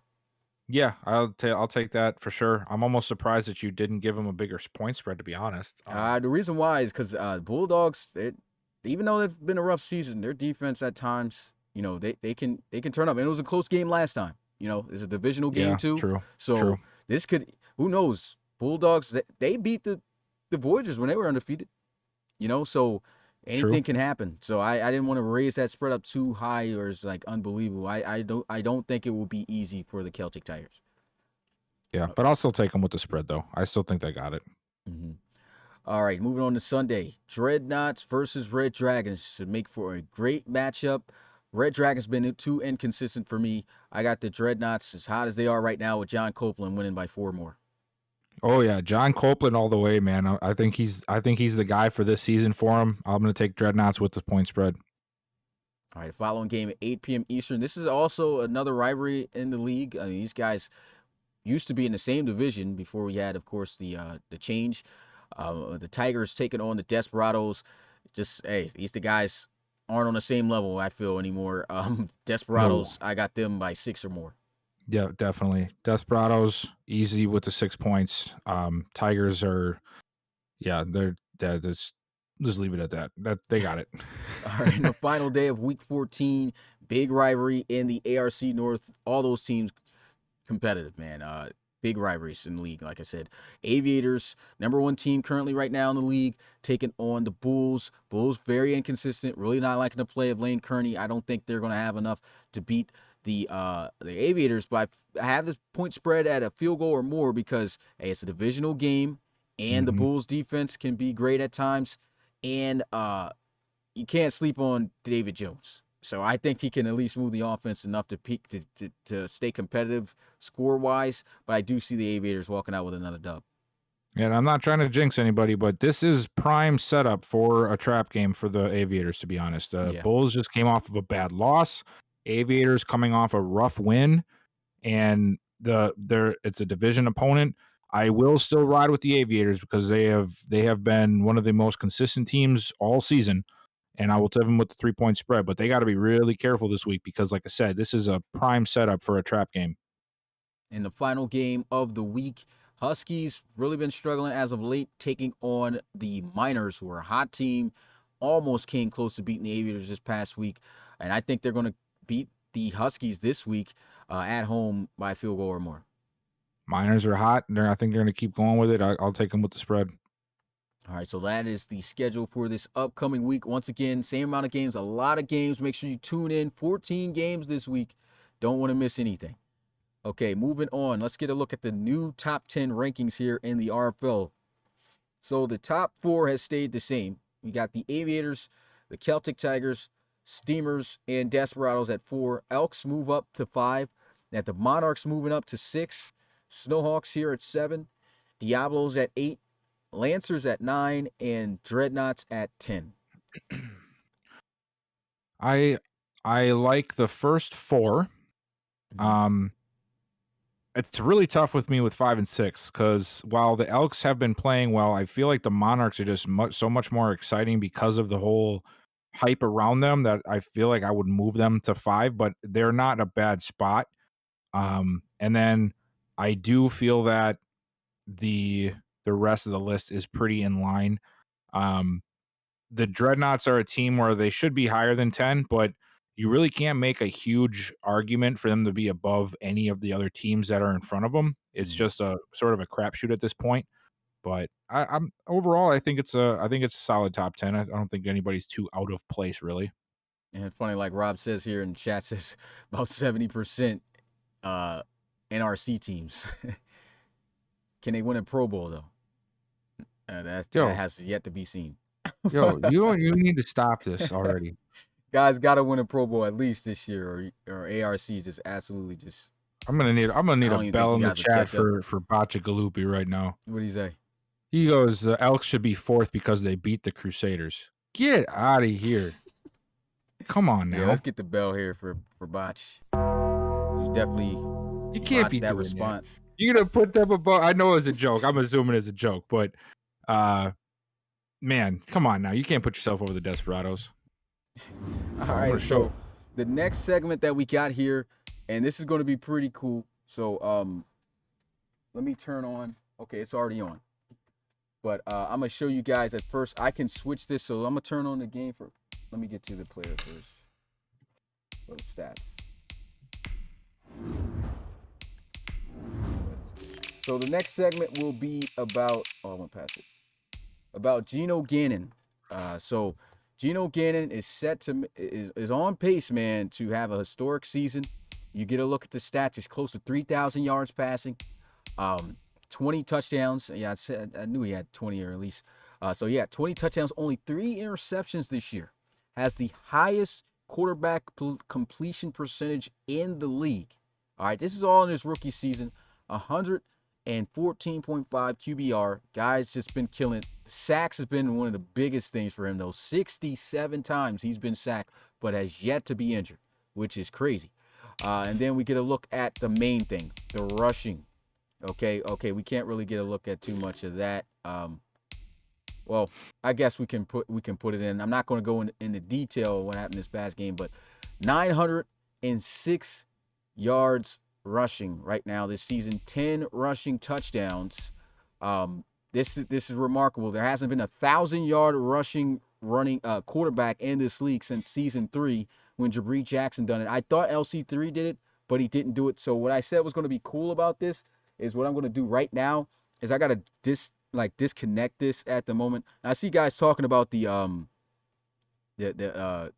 course, because the game was played, but at the end of the day, nobody knows who won. So yeah.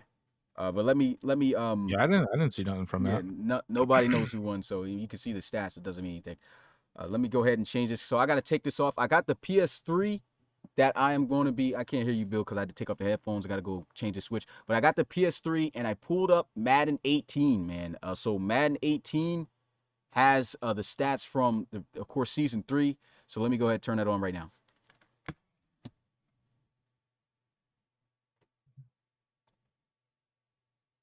Smitty can't hear me right now.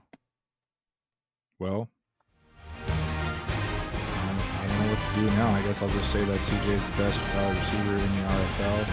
Drake Crowell is not the GOAT. Oh, man. Hold up, I got the volume up. My bad.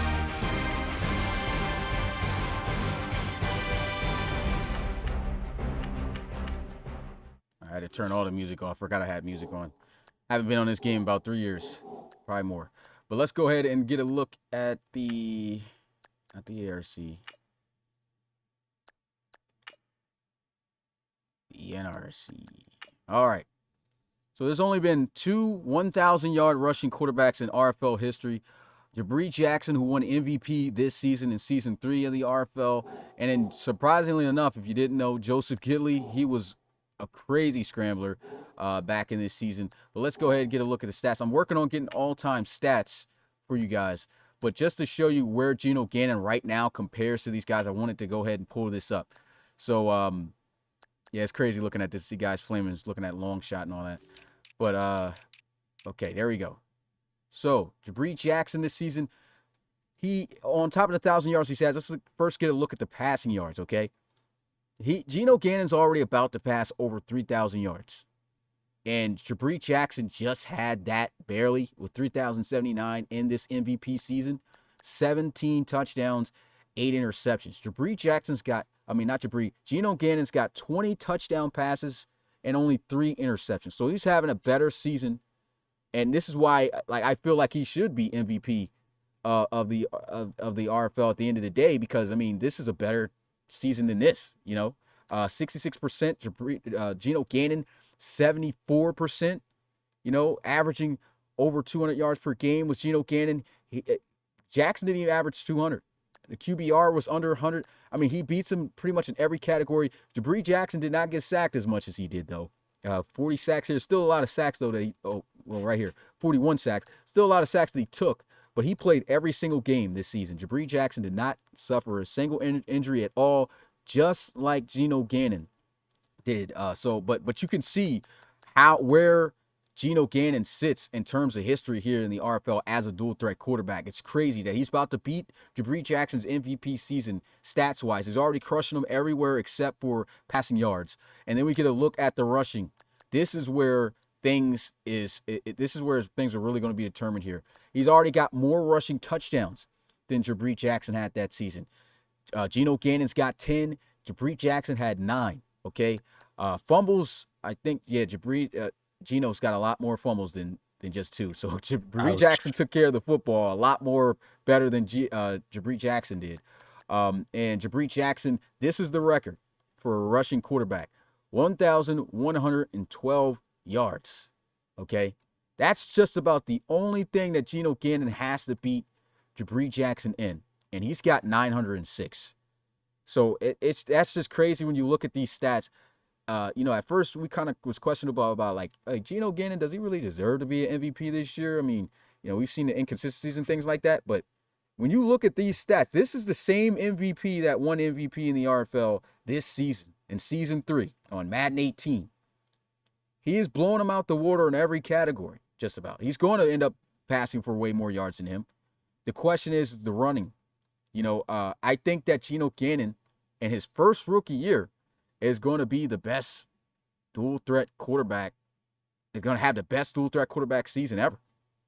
What's your thoughts just on that in general when you look at these stats compared to Geno Gannon's and Jabri Jackson winning the MVP that year?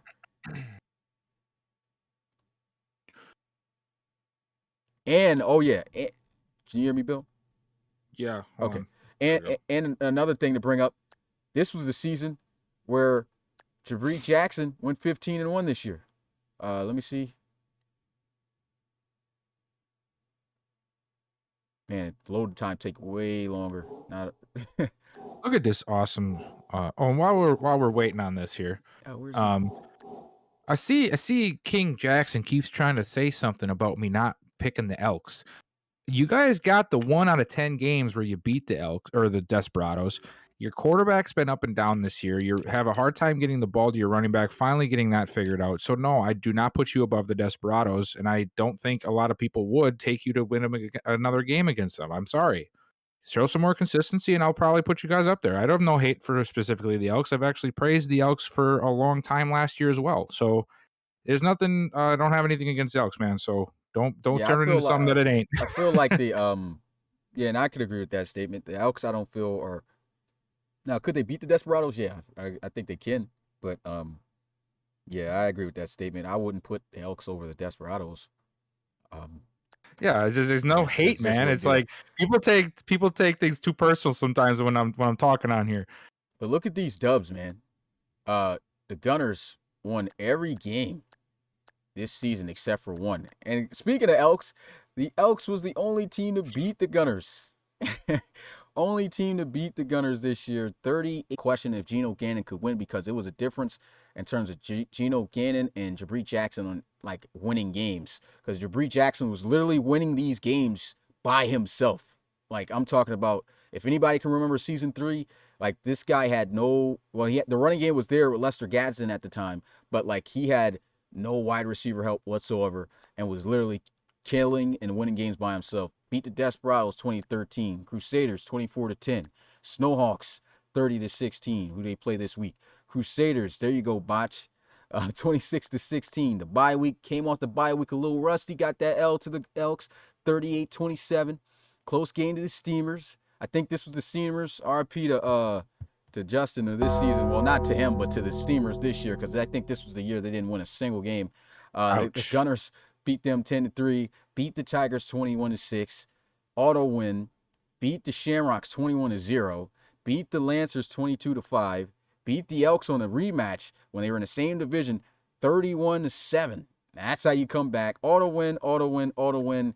Then they played the Condors on fire, beat them 22-18, and then played the Steamers again, which is why this is a rivalry because they've always been in the same division, beat them 21-6. Not even close that next time. So, that's the little bit of the difference. That Jabri Jackson was way more successful in terms of wins that season. But you look at the whole stat category, though, Geno Gannon is there. Like, and so that was the main thing I wanted to talk about. Let me go ahead and switch back. Justin says, half these games not even played.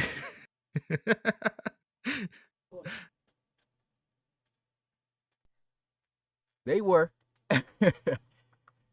Most of them. I like how you had to hold up from like across the room and then came back after like 5 seconds. Yeah, because I had to go plug it in to bring up the. Because unfortunately I can't have both screens up at the same time. But like when you look at this, man, it's just crazy, man. You saw the stats: 10 rushing touchdowns, almost getting there with them with the yards. I don't know why the sound's back. Okay, almost getting there with them with the yards and everything. About to pass them in passing yards, probably next week.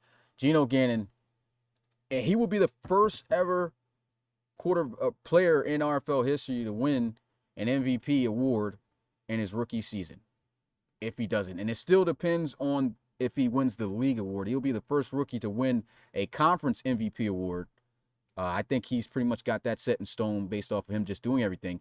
But it is going to determine on if Geno Gannon's play is better than who wins on the NRC side, which will be either between Tavion Hall or why am I blanking? Preston Schrader. So that's going to be tough. But I mean, you look at these stats, man. That's crazy, man. He's kind of blowing the former MVP out the water, man. Yeah. I have a really hard time with making that kind of decision with who's going to end up getting the MVP, because a lot of the times I don't just look at the stats. And Mhm. what I look at is, and I think we've had this discussion before between player of our quarterback of the year and MVP of the year. And the MVP is most valuable player to the team for that team.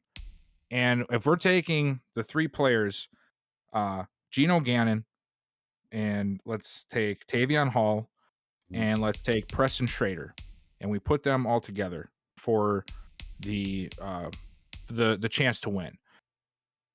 I don't know out of what of those three is the person that I can say was the reason their team had the success that they had, right? Mhm. But what I can say is that out of the three teams, the only player that was not previously on that team was Geno Gannon. Mhm. But at the same time, so on one option, you have the new player leading his team the way he has. So you could give it to Geno. On the other hand, you could say Schrader, but was it because of Schrader that they were bad in the first place? And is it also all him that they were good now? So it's a really it's a really tough question, and who's gonna win? And then Tavion Hall, He up fell off kind until of bad too. Look, they put him in terms of RFL. Forget the NFL guys, but MVP would technically be Schrader right now, then Yeah. Wagner, Chase Mason, Brinker, well, and then Hall. he didn't play. He Yeah, got all that hurt. off of a week, man. Yeah, it's rough, man. Especially for running backs have it hard enough the way it is to get enough recognition in football, because they've been considered now for the last 10 years to be a discounted position. You've seen it with the way they get paid, the way where they get drafted. So it's tough for a running back to be able to be on top of a list on top of a quarterback. So that's going to be an upwards climb for Hall again once he comes back. And I don't know if he'll have enough to recover from it because of how highly regarded quarterbacks are. Yeah, I mean, just missing that 1 week because he's only injured for the 1 week. He's gonna have to really he's gonna have to probably crack like 2K, and that's gonna be hard to do now at this point. There's like 4 games left. Let's go ahead and get a look at the stats. We already looked at Geno Gannon's statistics and everything like that. We get a look at the stats here. Just looking at Preston Schrader, man. He's already over 3,500 passing yards. He's set to be for 4K. All right. 28 touchdown passes, man. 6 interceptions. That's twice as many interceptions as Geno Gannon, but still good. 67%. Looking at this and just the team overall and everything like that, and like you said, who would you think would win this if they were both in the same file? Do you feel that? I think that Geno Gannon would probably be do above. think that Geno, Yeah. And the reason for that is, yes, he has more touchdowns but he also has more interceptions. But also, if you take away all of what Geno did this year, Mhm. I don't think I mean that whole offense is almost incomplete, because yes, they have great running backs, but their running game hasn't been as great as it has been in Chicago. And Geno has really taken that torch for the running game. And I don't know, maybe it probably would be great if it wasn't for Geno always running the ball. But I don't if you feel take like Schrader out of this scenario, they still got Rhodes running the ball, and they have a lot of great receivers. And I don't know if we can say that Schrader is just an amazing quarterback. He might just be a benefit of a great system. So I would have to give it to Geno in that scenario. Yeah, I would think and this would be the biggest thing I think Rob should be cheering for is you better hope that Preston Schrader wins over Tavion Hall, because Tavion Hall has been having himself a ridiculous season. We'll look at his stats, but I think that he would win it over Schrader, and I would have to give it to him because even though the success, like you said, there's other components to this where Preston Schrader could be more successful. All the Monarchs really needed for him to do though was to play good. So I would have to say he is the reason for their success, big time. And he's doing it without even the top receivers. But 900. If we're really looking at the stats in terms of yards just picked up for the team, he may got pretty much over 500 more yards passing and everything than Geno Gannon. But Geno Gannon's got 900 extra yards and 10 more touchdowns. So technically, Geno Gannon It's got 30 touchdowns and only 3 interceptions. So when you look at that and compare this, Geno Gannon is doing better than Preston Schrader. Schrader has to do even more if he wants to win it. If this ends up being a neck and neck, but this is where we go to Tavion Hall. Tavion Hall is able to bounce back and get back into this. We get a look at how he's been doing this season. Absolute stud, but oh man. After that week off, man, he kind of needed to stay a week. He already got more running backs in the league right now, more than 11 touchdowns. 1,271 rushing yards is great, but what's the record in the RFL is over 1,900. So in 4 weeks, he's going to have to rip off some pretty big games if he wants to get back into this race. And I think that if Tavion Hall finds a way to do that, he would be able to beat out Geno Gannon, because that's something we've never seen before in terms of a running back. Tavion Hall even had over 1,700 rushing yards last season. So that will be even hard for him to do. So honestly, looking at this, I think clear cut it's Geno Gannon for MVP, league MVP right now. If you look at it, and unless anything happens, but I mean, I really just don't see it. Geno Gannon's very durable. We saw Jabri Jackson go a full season without getting hurt, being a dual threat. And I think Geno Gannon's pretty much the exact same, man. And he's killing it. He's killing his numbers. Geno Gannon's definitely going to set history, I think, man. I think he's clear cut. Yeah, and it's tough for Hall because he was having a tremendous year, and he's having a tremendous year. But like I said before, running backs are discounted. I'm not saying it's right. It's just how it goes. Mm-hmm. They're discounted compared to quarterbacks. So, like, let's look at let's just look at the NFL, because that's obviously the most comparable thing that we can use here. The last time somebody other than a quarterback won MVP was Adrian Peterson. Yeah, which was almost 10 years ago now. Yeah. And he had to break. He pretty much almost had to break all of the records just to get that clout. Yeah. Running backs, anytime if they are going to be up for an award above a quarterback, not only have to be the best at their position, they have to play so much better than what anybody ever would have expected them to. It almost seems unhuman. Mm-hmm. Quarterbacks just got to be the best quarterback. That's because the quarterback's just the most important position. And I'm not saying it's wrong. I'm just saying that's how they deem it with running backs. You have to not only play better than your peers, but you have to play so phenomenally that they think that you're better than half the quarterbacks. And that's just too hard for running backs to do, because quarterback is so important and holds the ball so much in an offense. So it's always going to be hard for a running back. Yeah. And I forgot Geno Gannon's stats that he got right now is added based off the game that was already played. But of course the score wasn't given away. But going back to Preston Schrader, like I said, this still could go either way, because if you look at Preston Schrader, he hasn't played his game yet. So he could throw, who knows how many touchdowns he throws this week. He still can find a way to be within this game. And that's what's kind of, still keeping him in the conversation there with Geno. But I just really feel like Geno got this one in the bag, man. And I don't want to jinx anything, man, so I'm just be quiet. That's all I'm going to say.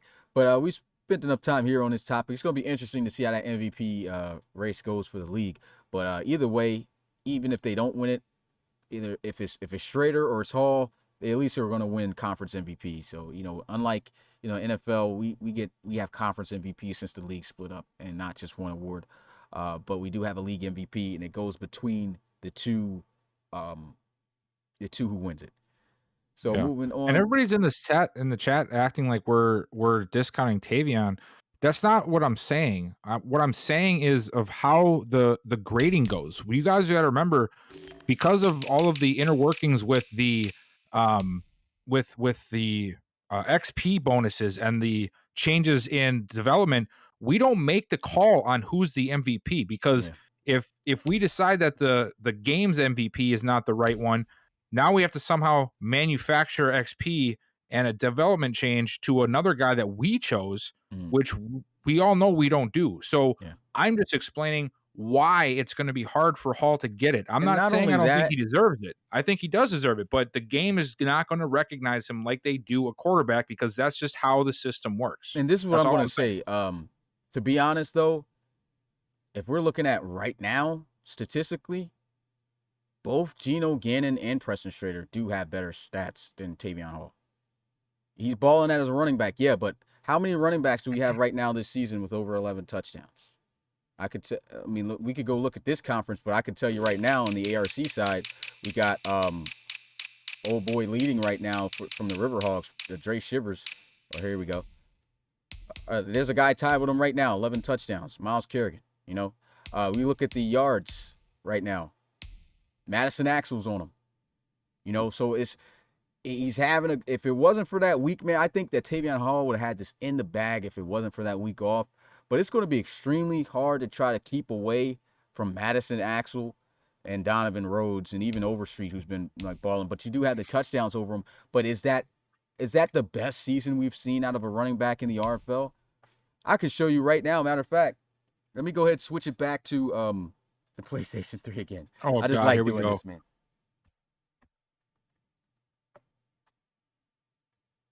Yeah, everybody's got to stop assuming that I'm like trying to talk you guys out of wanting Tavion as MVP. That's not the case at all. It's just the game is going to guy be MVP, but that just doesn't mean he's MVP. You know, the game is gonna pick against the running back every time it can with the MVP voting. Everybody knows that quarterback is the love child of trophies. And that's just how it happens in real life, like Bill was saying. Like, nobody's going to – a running back's great, but to be honest, man, a lot of running backs are built off their offensive line. You know, that's why running backs are a lot more cheaper now than they were in the past. Okay, let's go to ARC because I'm saying, like, this is a historical season for Trey Worsley.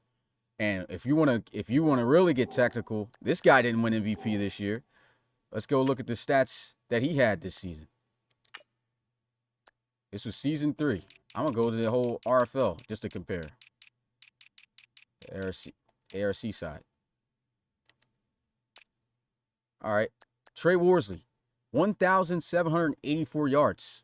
That's more rushing yards than Tavion Hall had in his first season. And look at this, 21 touchdowns. That's the record.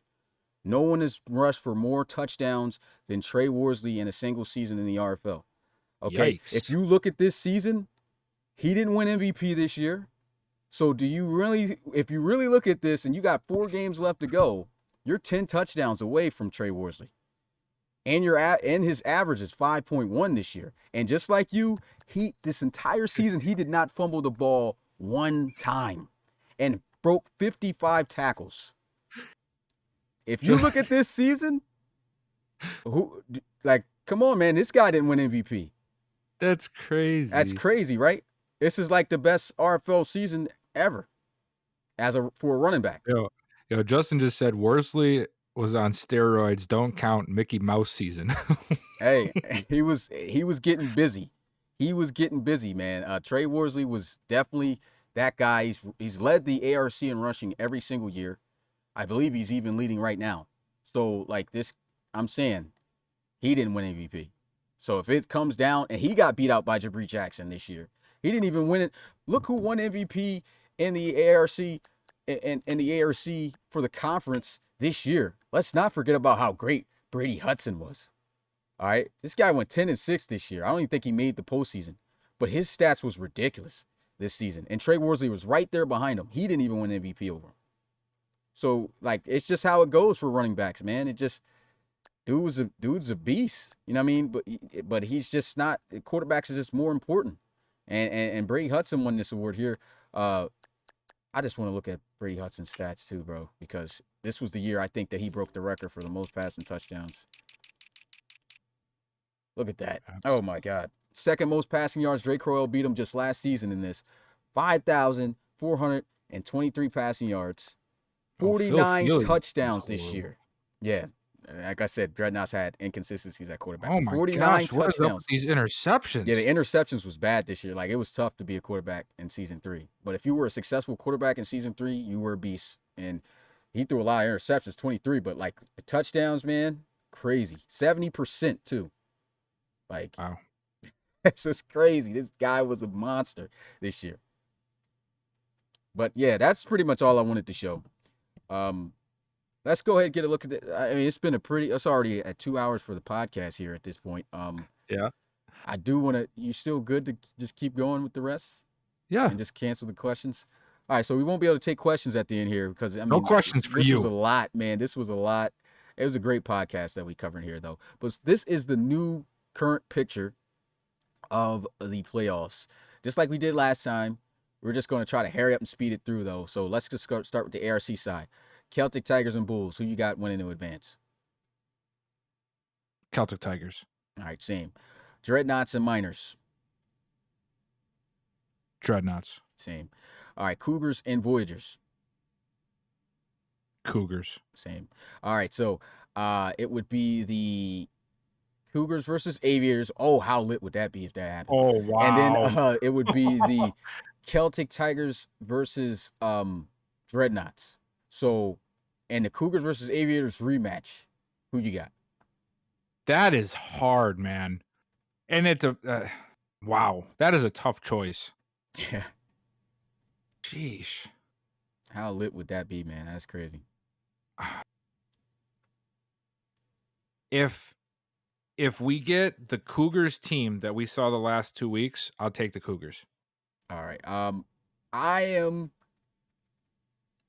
going to take the Cougars as well. And the reason why I'll take the Cougars is because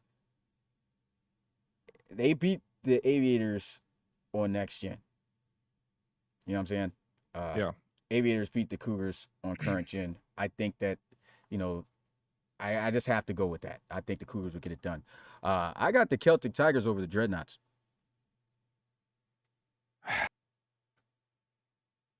If the Celtic Tigers play like they do in the regular season, then yes. But if it's like That's if the it's like hardest part. history, then I'd take the Dreadnoughts.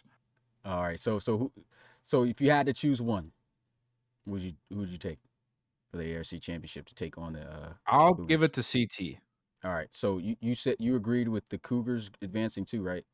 Yeah. So it'll be boy. Cougars versus CT in the ARC championship. Wow. Chi-Town all the way How then. great would that be?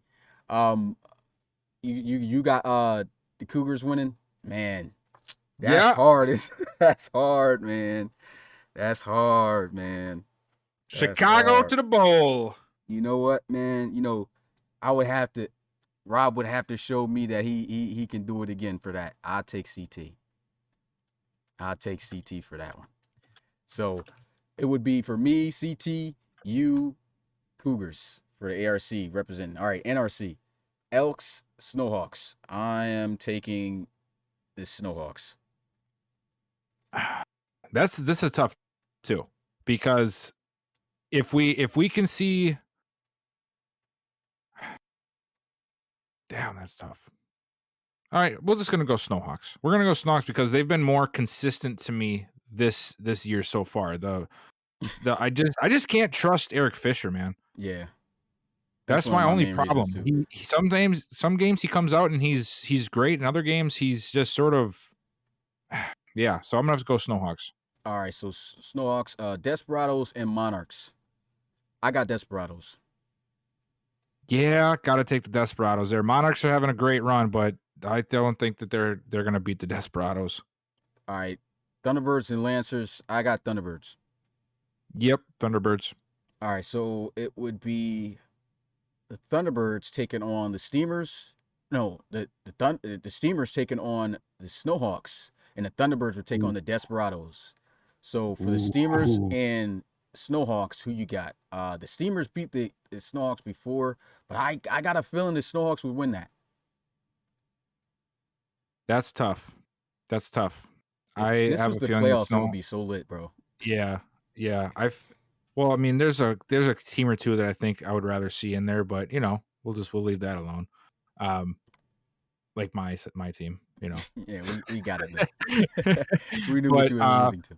I think I'll ride with the Snowhawks. Yeah, they've been playing pretty well this year. All right, so they go to the NRC championship. All right, so Justin must hate me. I've been down in the Steamers the last 2 weeks. Desperados and Thunderbirds, man. Desperados beat the crap out of the Thunderbirds in the rain before.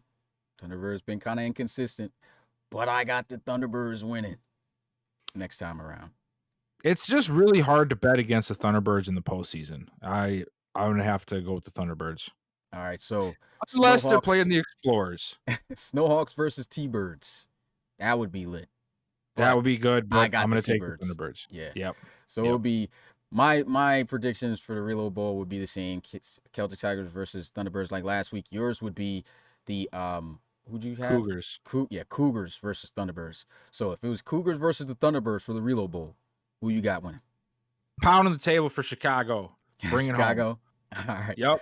And I think that for me, I would choose the Thunderbirds beating the Celtic Tigers in the Reload Bowl just like last time. So for me, it would be Thunderbirds winning it all. For you, Cougars. That's crazy. It's just like this is the thing.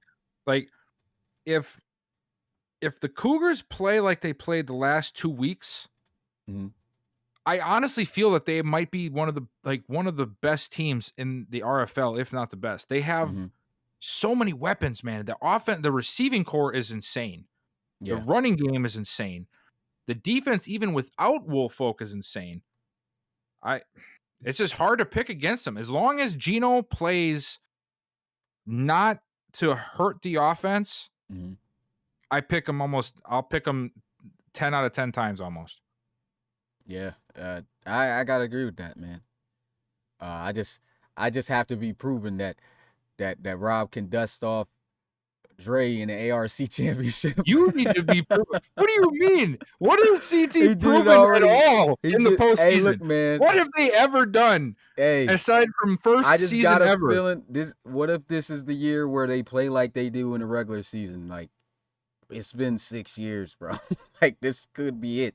So I'm not going to take it away from CT, man. I just really feel like, you never know. This could be the year that this team does not draw in the playoffs, I think they're going to draw in the playoffs. I think teams going to have to, like, for me, I'm going to say it every year for them. What did Rob do to them last year? He dusted them off, yeah. He dusted it off, put it in his back pocket, and sent them on their merry way. Yeah, but hey, CT, bro. Can he do it again? CT. Can he do it again? See you tomorrow. I don't know, at home, man. Because we're not going to the next round. You know what I mean? That's going to be, if they play anything like the regular season, like, teams are going to be in trouble. That's all I can say. I just feel like we say this every year about CT. Yeah, but you don't never know what years they're going to have it all together, bro. Same thing. It's the same thing. Yeah, but there's always that hope. That's what I'm saying. Like, it's always that chance that it might go like that. And especially in Dre's last year, I'm going to have to just say it. Like, I agree. Like, I would have to just believe, Dre, this is finally going to be the year where he actually finishes something. Even though I got the Thunderbirds winning it all, I'm still not all the way sold completely even on that because the Thunderbirds' offense has been inconsistent at times. And CT's defense can generate some turnovers itself. So who knows? That would be a crazy Reload Bowl that we thought we were going to get last season. See, Chrome just told us exactly why that would never happen. Celtic Tigers don't have Jerome Davis. Jerome Davis? Yeah, that's the difference. Sorry. See you later. But if I'm not mistaken, it was Roby who drafted the kicker they got now, who also got a leg. I was just trying to give Chrome some love. I was about to say that. But you want to just talk about CT's. Yeah, well, our kicker's got a sleeve on. Rob drafted a boss kicker for CT and the Cougars. So, like, the kicker is, you know what I mean? That's not a problem. Let me see, because Tyrus, Tyrus, what's his name? Is it Tyrus? You know what? I finally figured out. You talk about the Celtic Tigers like Cowboys fans talk about the Cowboys. That's because, how can I not, though? I mean, I've seen this team, and it's not even, like, that's the thing that makes it seem like I got a favoritism towards it. It's just like, man, how could you not just assume that, like, okay, they're going to fail in the playoffs? Even though they've done it every time, they've still been consistent every year, beating up teams in the regular season. This could be the year where they do the same thing in the postseason. I'm not going to not take a chance on that. You know what I'm saying? Like, if it happens like that, there's no team that's beating CT. I just feel like you're at this point, Smitty, you are at the borderline definition of insanity. Okay. You are doing the same stuff over and over again and expecting a different result. Hey, what if that result happens? And I know you know what I'm talking about because I know you read them head books. It is what it is, man. I'm just saying. I'm never sleeping on CT. This will be the last time you'll really hear from me from CT because this is more than likely his last year. I don't see how he doesn't get a regression this year, but I think that's it. You know what I mean? This is the last time you're going to hear from me with CT because with Dre, there's always a chance. Smitty Bayless in the chat. Smitty Bayless is trending in the chat right now. Smitty Bayless. Oh, man. Oh, my last name, Smith, too. Smitty A. Smith. Stephen A. Smitty. Stephen A. Smith, yes. Stephen A. Smitty. That's funny. Oh, man. All right, so the last thing, let's do the fun facts with Pat segment. All right, because this has already been well over the 2 hours that we usually go. We're not going to answer any questions, but let's go get some guys some reload bucks before it's all over with, man. Oh, crap. Did I ever pay anybody from last week for fun facts with Pat? I think you did. I think you did. Yeah. If I didn't and you won, don't say that out there because then they'd be like, "Yeah, you didn't do it last time." Well, I can go back and check. Oh, okay. So, but I'm not gonna do it unless somebody tells me I didn't, which they're gonna do anyway. So whatever. All right, let's do this question here. Let me get the clock up. All right, so 5 seasons. Well, I start the clock. 5 seasons, 5 Relocation Bowl champions. Name every team who won the Reload Bowl as a number 1 playoff seed. Time starts now. Let me pull up the yeah,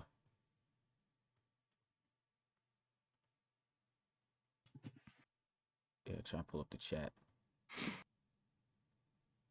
Dang, these Tavion's trying to get himself some reloads to bring that injury rating up, I think. Let me know if you get an answer because I can't really. We got come on now. Bachagalupi, you know coaches don't count. Huskies and Thunderbirds was one answer. Mm-mm. Well, nope. Can't give a hint on this one because it would definitely give it away. Oh. Chrome's got Thunderbirds Bulldogs. Well, so does Eric Strouder. Strouder has it first here. Huskies, T-Birds, Bulldogs. Nope.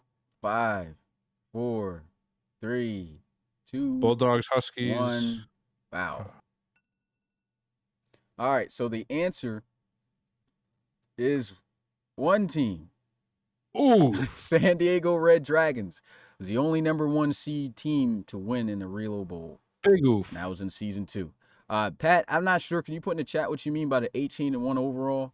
Because the San Diego Red Dragons never lost a playoff game, but I know that they haven't played 18 games, so I'm not sure what you meant by the. He probably means that's what their record was. Oh, their season. I'm tripping. Yeah. Okay, let me bail myself for that. I did not know that. Okay. Yeah. Bail yourself. Yeah, 18 wins that season. Bail yourself for that CT stance too while you're at it. No, I'm not going to do that. Oh, come on now. So, second question.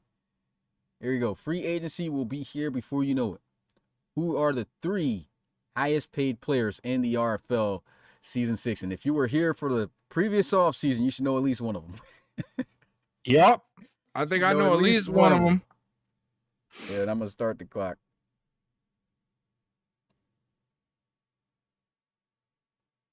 So there's 3 players. Who are the highest 3 players in the RFL?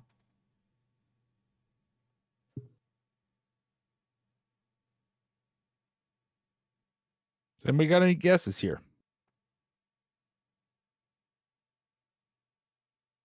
Put them all 3 together, too. While I was just going to say, if you guys are putting them separate, I'm going to ignore it. Oh, I know you're wrong, but I'll say your answer anyway. Dre, McCoy, CJ. Nope. Rob.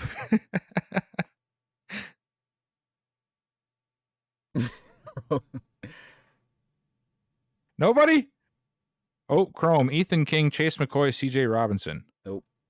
Oh, I feel like that's really close. I don't know, though. I honestly don't know the answer to these questions. If you guys are ever wondering that, I have no clue. You only got one right. Dre, Crowell. All right, that's it. So Joshua Hexel's just throwing names out. The answer is Joseph Gilly, Holden Wolf, and Ethan King. And those are their salaries right there. Really? Joseph Gilly, the highest. Holden Wolf, and then Ethan King shouldn't be up here. Look at this. Look Still got a bell. Rolling for that. Look at this right now. Okay. This is a list of quarterbacks with an imposter on the inside with that salary cap hit. Look at it. Safety getting paid $31.52 million. That's crazy, man. That's wow. All right. Final question. This Saturday is the 13th game between the Dublin Celtic Tigers and the London Bulldogs. Only one Bulldog/Celtic Tigers game has gone to overtime. Who made the winning score? And I guess what we can add to it is what was the score. So who made? I'll give you guys 1.5 minutes. Okay, starting it now. Roller just said, "Get y'all a cap together." You're gonna need to watch your cap in a couple years, man. Don't come for our caps. Talking about caps. This guy's gonna be cutting 3 starters in 4 years. 30 M's, boy. All right. Anything in the chat? CT 2721. Oh, it's what? It's who made the score. So I'll stop the clock again and start it up.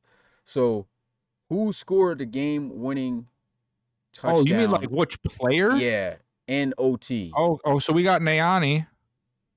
No. Well. And only OGs would really get this. They don't know who this player is. Ooh, you just gave a hint away. That's a good hint, but I doubt anybody remembers who this is. Oh, that means that OG's got to win it. Oh, that's the correct answer right there. CP just said Jerome Davis. Nope. Chrome says Carrington Crowell. Nope. Ooh, that was actually a good guess. Yeah, it was. Darius says Johnny Syndico? Syndico? All right, that's it. And is that a real? Okay, nah. see, come on now, Pork. You just said Randy Orton. All right, so this is it right here. Ramon Bragg, running back for the Bulldogs. Definitely don't remember. The Rude Sandstorm? Oh, I used to have Taekwondo tournaments of that song. It was an 11-yard touchdown run, and this was a season 1 game, I believe. Season 1 game, 11-yard touchdown run in OT where they put it away. Yeah, season 1 right here. It says at the bottom. Season 1, week 3. So, yep, that's it for the final topics of the podcast. Nobody even knows who this guy is. Ramon Bragg. Yo, he was, if you go back in season 1, Bull was kind of nice. Yeah, he was so good. He didn't make it to season 2, 3, 4, 5, or 6. Well, if you look back at the rosters, like I said, I'm getting the all-time stats and stuff. The rosters back in the day, there was a lot of old guys. Like, dudes was like 30-something starting in the league. Oh, so you're telling me we're not almost out of the woods? I thought we were close to that because everybody was young before. Nah, everybody was kind of old before. And that's what brought in, the new guys. Because I tell you what, if there was youthful players, guys like Tyrone Brennan, matter of fact, let me go ahead and pull. Oh, boy. We're going back to the PS3. Back to PS4. Oh, gosh. Let's get a look at dudes who led in stats this season. Everybody sit back and relax. It's 2009. You just got out of school. Oh, I'm looking at team stats. What am I doing here? Wait, was the PS3 out in 2009? Yeah. Right? No? Yeah. PS3, I think 2007 is when PS3 came out. Hold up, where am I going? I don't even know what's going on anymore. All right, so let's go. That is PS. Justin says, yeah, wait a minute. What are you talking about? This is not a PS3. Yeah, it's PS4. You've been saying PS3 the whole time. No, I wasn't. Yes, you were. Bro. Never said you chat. Hey, anybody can go back. Anybody can go back and check and see if I said PS3. Heard him say PS3 before. Somebody can say they heard me, but let me go catch it in the stream because I talked the entire stream. I never said that this was on PS3. We never even had a season on PS3. Right here, everybody. He was saying it. He kept saying PS3. No. Somebody drop. even. If I said it, drop it in the Discord. Oh my Guarantee you God, nobody you're will still find not it. gonna believe it. It's recorded on YouTube and kept safe. If it's recorded on YouTube, find it. Only time I said How PS3 many times is does when you brought Roland up the agree with PS3. me? He's agreeing with me right now. That don't mean you're right. Oh, I've been saying PS3. Rob, Pull it up, man. Rob. Drop it. I know you feel my pain right now. Drop This it man in is the literally got Discord. all the proof, and he's still not listening. What proof? People can The say. whole chat, the 35 people watching right now. I put it in. Go to the clip, record it, because I know Bro. Justin can do this. Where I said PS3, and not just where I said PS3, like because I just said PS3 to when he said we're going like back to PS3. Outside of that, when did I say You when going back to this? That I was wouldn't PS3. have said PS3 unless you said PS3. I just want to see if somebody had it. If you said if I said it and you got it, then all right, cool. But if not, let's see if I get that final bell at the end of the day. No Somebody way. drop it No in the Discord. way. Somebody. Oh. I think he Drop sent it to in me. the communities. Dang, never mind. Don't drop it there because it's messages I haven't read yet. I usually read back. Drop it in the RFL only. If I said PS3 on this stream, and I'll bail myself. You always try to make me look crazy. You know that? If I said PS4 like throughout this whole PS3 throughout this whole thing, then I'm tripping, and I'll bail. But I doubt I said that. I literally have dudes sending me videos right now. Send it to me, Bill. Send it to me, and I'll play it out loud right now. And if it's right, I'll bail myself right now. Oh man, this is good. I'm gonna play it right next to the mic too. Smitty would get caught by a cop after stabbing somebody, be holding a knife, and he'd be like, "I didn't do it." All right, here we It go. just I got a wasn't me. video. I got a video from Max Wooderson. I'm gonna play this right now. We're going back to the PS3. Oh gosh. Oh, did you hear that? Oh, look. Go ahead. That's the last time. Oh, No. oh, I'm talking before. Go ahead, Pooh. Oh boy, we're going back to the PS3. Oh gosh. Let's get a look at. Who said PS3? Was that me or Bill? I said it because you kept saying the PS3. Well, where's the footage? Somebody get me where I thought if it's right before that, then somebody send me that. Somebody show me where I said PS4. Now PS3. Oh my gosh. He just sent me. I even said PS4 on that clip. Yeah, on that clip you said it. All right, so why would you send me that clip if I was right on that clip? I didn't send it. When did I say PS3? Man, this is crazy. This is hilarious to me. Okay, here goes Frankie. He sent the video. He said, you said PS3. Let's hear this. So you can see the stats. It doesn't mean anything. Let me go ahead and change this. So I got to take this off. I got the PS3. Oh! Take off the headphones. Got to go change the switch. But I got the PS3. 18, man. All right, look. Hey, you got me red-handed. That's it. That's cool. Yeah. Hey, I told you if you got me, you got me. If you know what I mean, just show me. That's all it is. If you got me red-handed, no, I did. I honestly, you said it. honestly did not know I said it at all. I thought I was saying PS4 the whole time. So I'm sorry. you got I'm sorry me, if you I got hurt me, anybody's man. ear because I know Now- I yelled really loud when that happened. now if I lied after that, then yeah, that would have been crazy. But yeah, all right. So I said okay. Small victories. Small victories. Yeah, but this is what I was bringing up. Like guys like Tyrone Brennan. Look at this, bro. Look how many tackles. I think this is the Oh, we're most. still talking about I forgot. Okay. Yeah. Tyrone. That whole topic that just went on. On the PS3, right? Yeah, on the PS4. But Tyrone Brennan at 169. If this guy was younger, beast mode. Y'all don't remember Jermaine Hubbard? Dude was a beast. I remember this dude, but not really. He surprised me with tackles this season. Remember that? Mowdy. Look, Jack Who Brown. the heck is that guy? Jack Brown is a rookie. Who? This guy right here? Yeah. I think he was a free agent pickup or something this year or something, and he just was balling, tackling everything. Jonathan Conrad still on the team. Latrice Moulton. Daniel Brightful, excuse me. Dude was a beast. Look, Vincent McNeil when he was on the field. Yo, wait till I get these all-time stats, man. This is going to be dope. Look, rookie. Why has he got 4? Oh, no, he was in the first ever draft. He was not a rookie this year. Let me see if I can. Tarquin Grice, remember him? He got traded to the Thunderbirds. Who? Yeah, he got traded to the Thunderbirds. I think you played him when you first got him, but he wasn't even. I've never heard that guy before in my life. Tarquin Grice. No. He was. I think he was trash when you got in here. Dontavia Ratliff, Hall of Famer for real. What's it called? Armstrong remembers him. I could go down a list for days on stuff, but No, Bachakalupi. We do not need any more junior. Everybody wants to be a junior or a third in our series, so no more of those. yeah, that's all dead. Look, Param Crow, I think that wasn't his rookie year. Oh, okay. Well, those were some main names. I don't even know if Jermichael Rasby is anywhere in this league anymore, but he was pretty Dude, decent. I have no clue who Jermichael Rasby is. Conrad. I just love looking through this. Sorry I'm doing this right now. Look, when he was on the Cougars, man. Oh, Who? Marvin Wolfholt.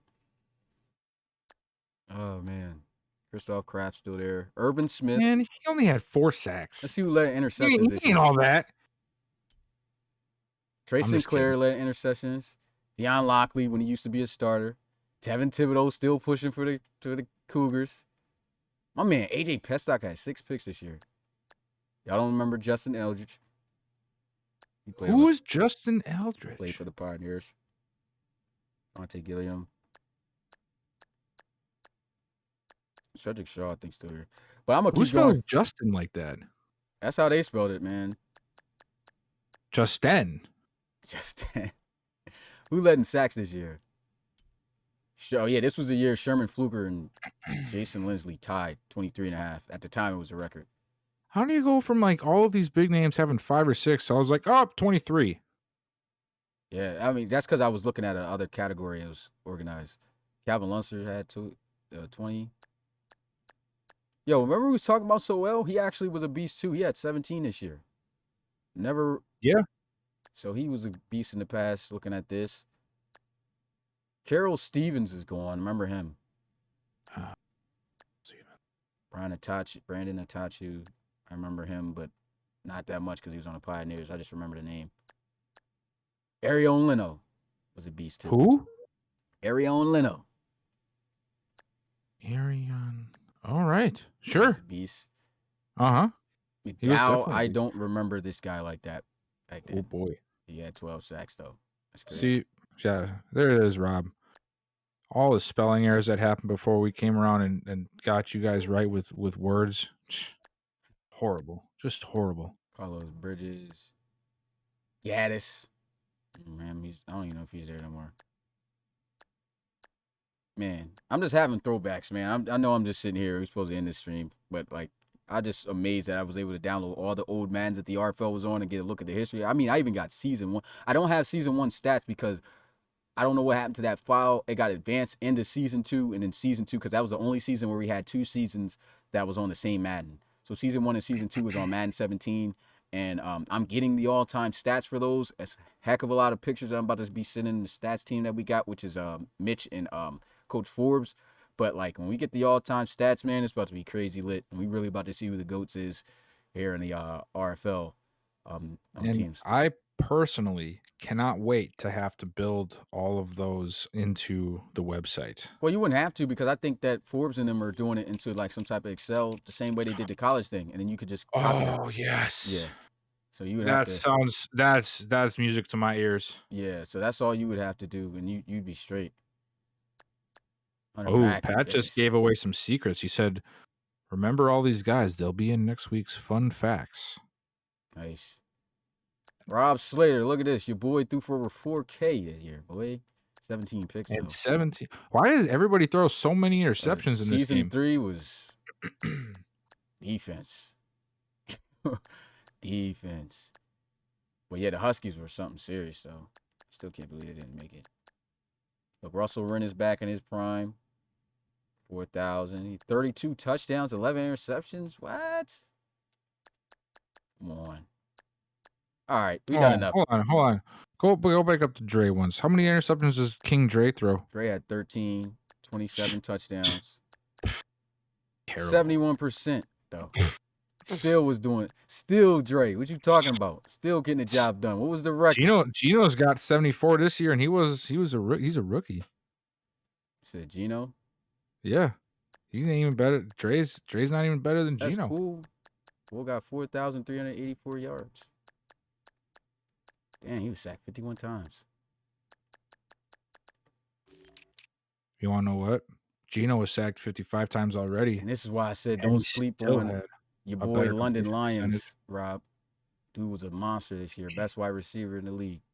He actually did not win it this year, too, in this conference. Matt Niani took it because look at the touchdowns, bro. 15 touchdowns. Woo! That's more than half of Dre's touchdowns went to Matt. All right, now we got to end this because this has been going on. I'll do a whole stats thing on old seasons, but not today. Not today. But that's going to do it here for us, man. Appreciate you guys who stayed with us. This was a whole 3-hour long. Here goes the thing again. I turned it off this time. How do you do that every time? Is there like some weird way? Yeah, it's like it automatically pops up because like when the stream, whenever I play it, I got it to where it doesn't loop. But when you go back to that, it loops. So that's why it keeps happening. And I don't think there's no way I can avoid that because it's there. But anyway, man, appreciate you guys once again coming through. It's your boy Smitty, RFL Commissioner, play-by-play commentator, along with Bill. It's been a great podcast, man. Go ahead, make sure you stay with us, man. Hit that like button, subscribe to the RFL, become part of the community today, and make sure to catch these games this upcoming week and for the rest of the season in the check-in if you're an RFL prospect.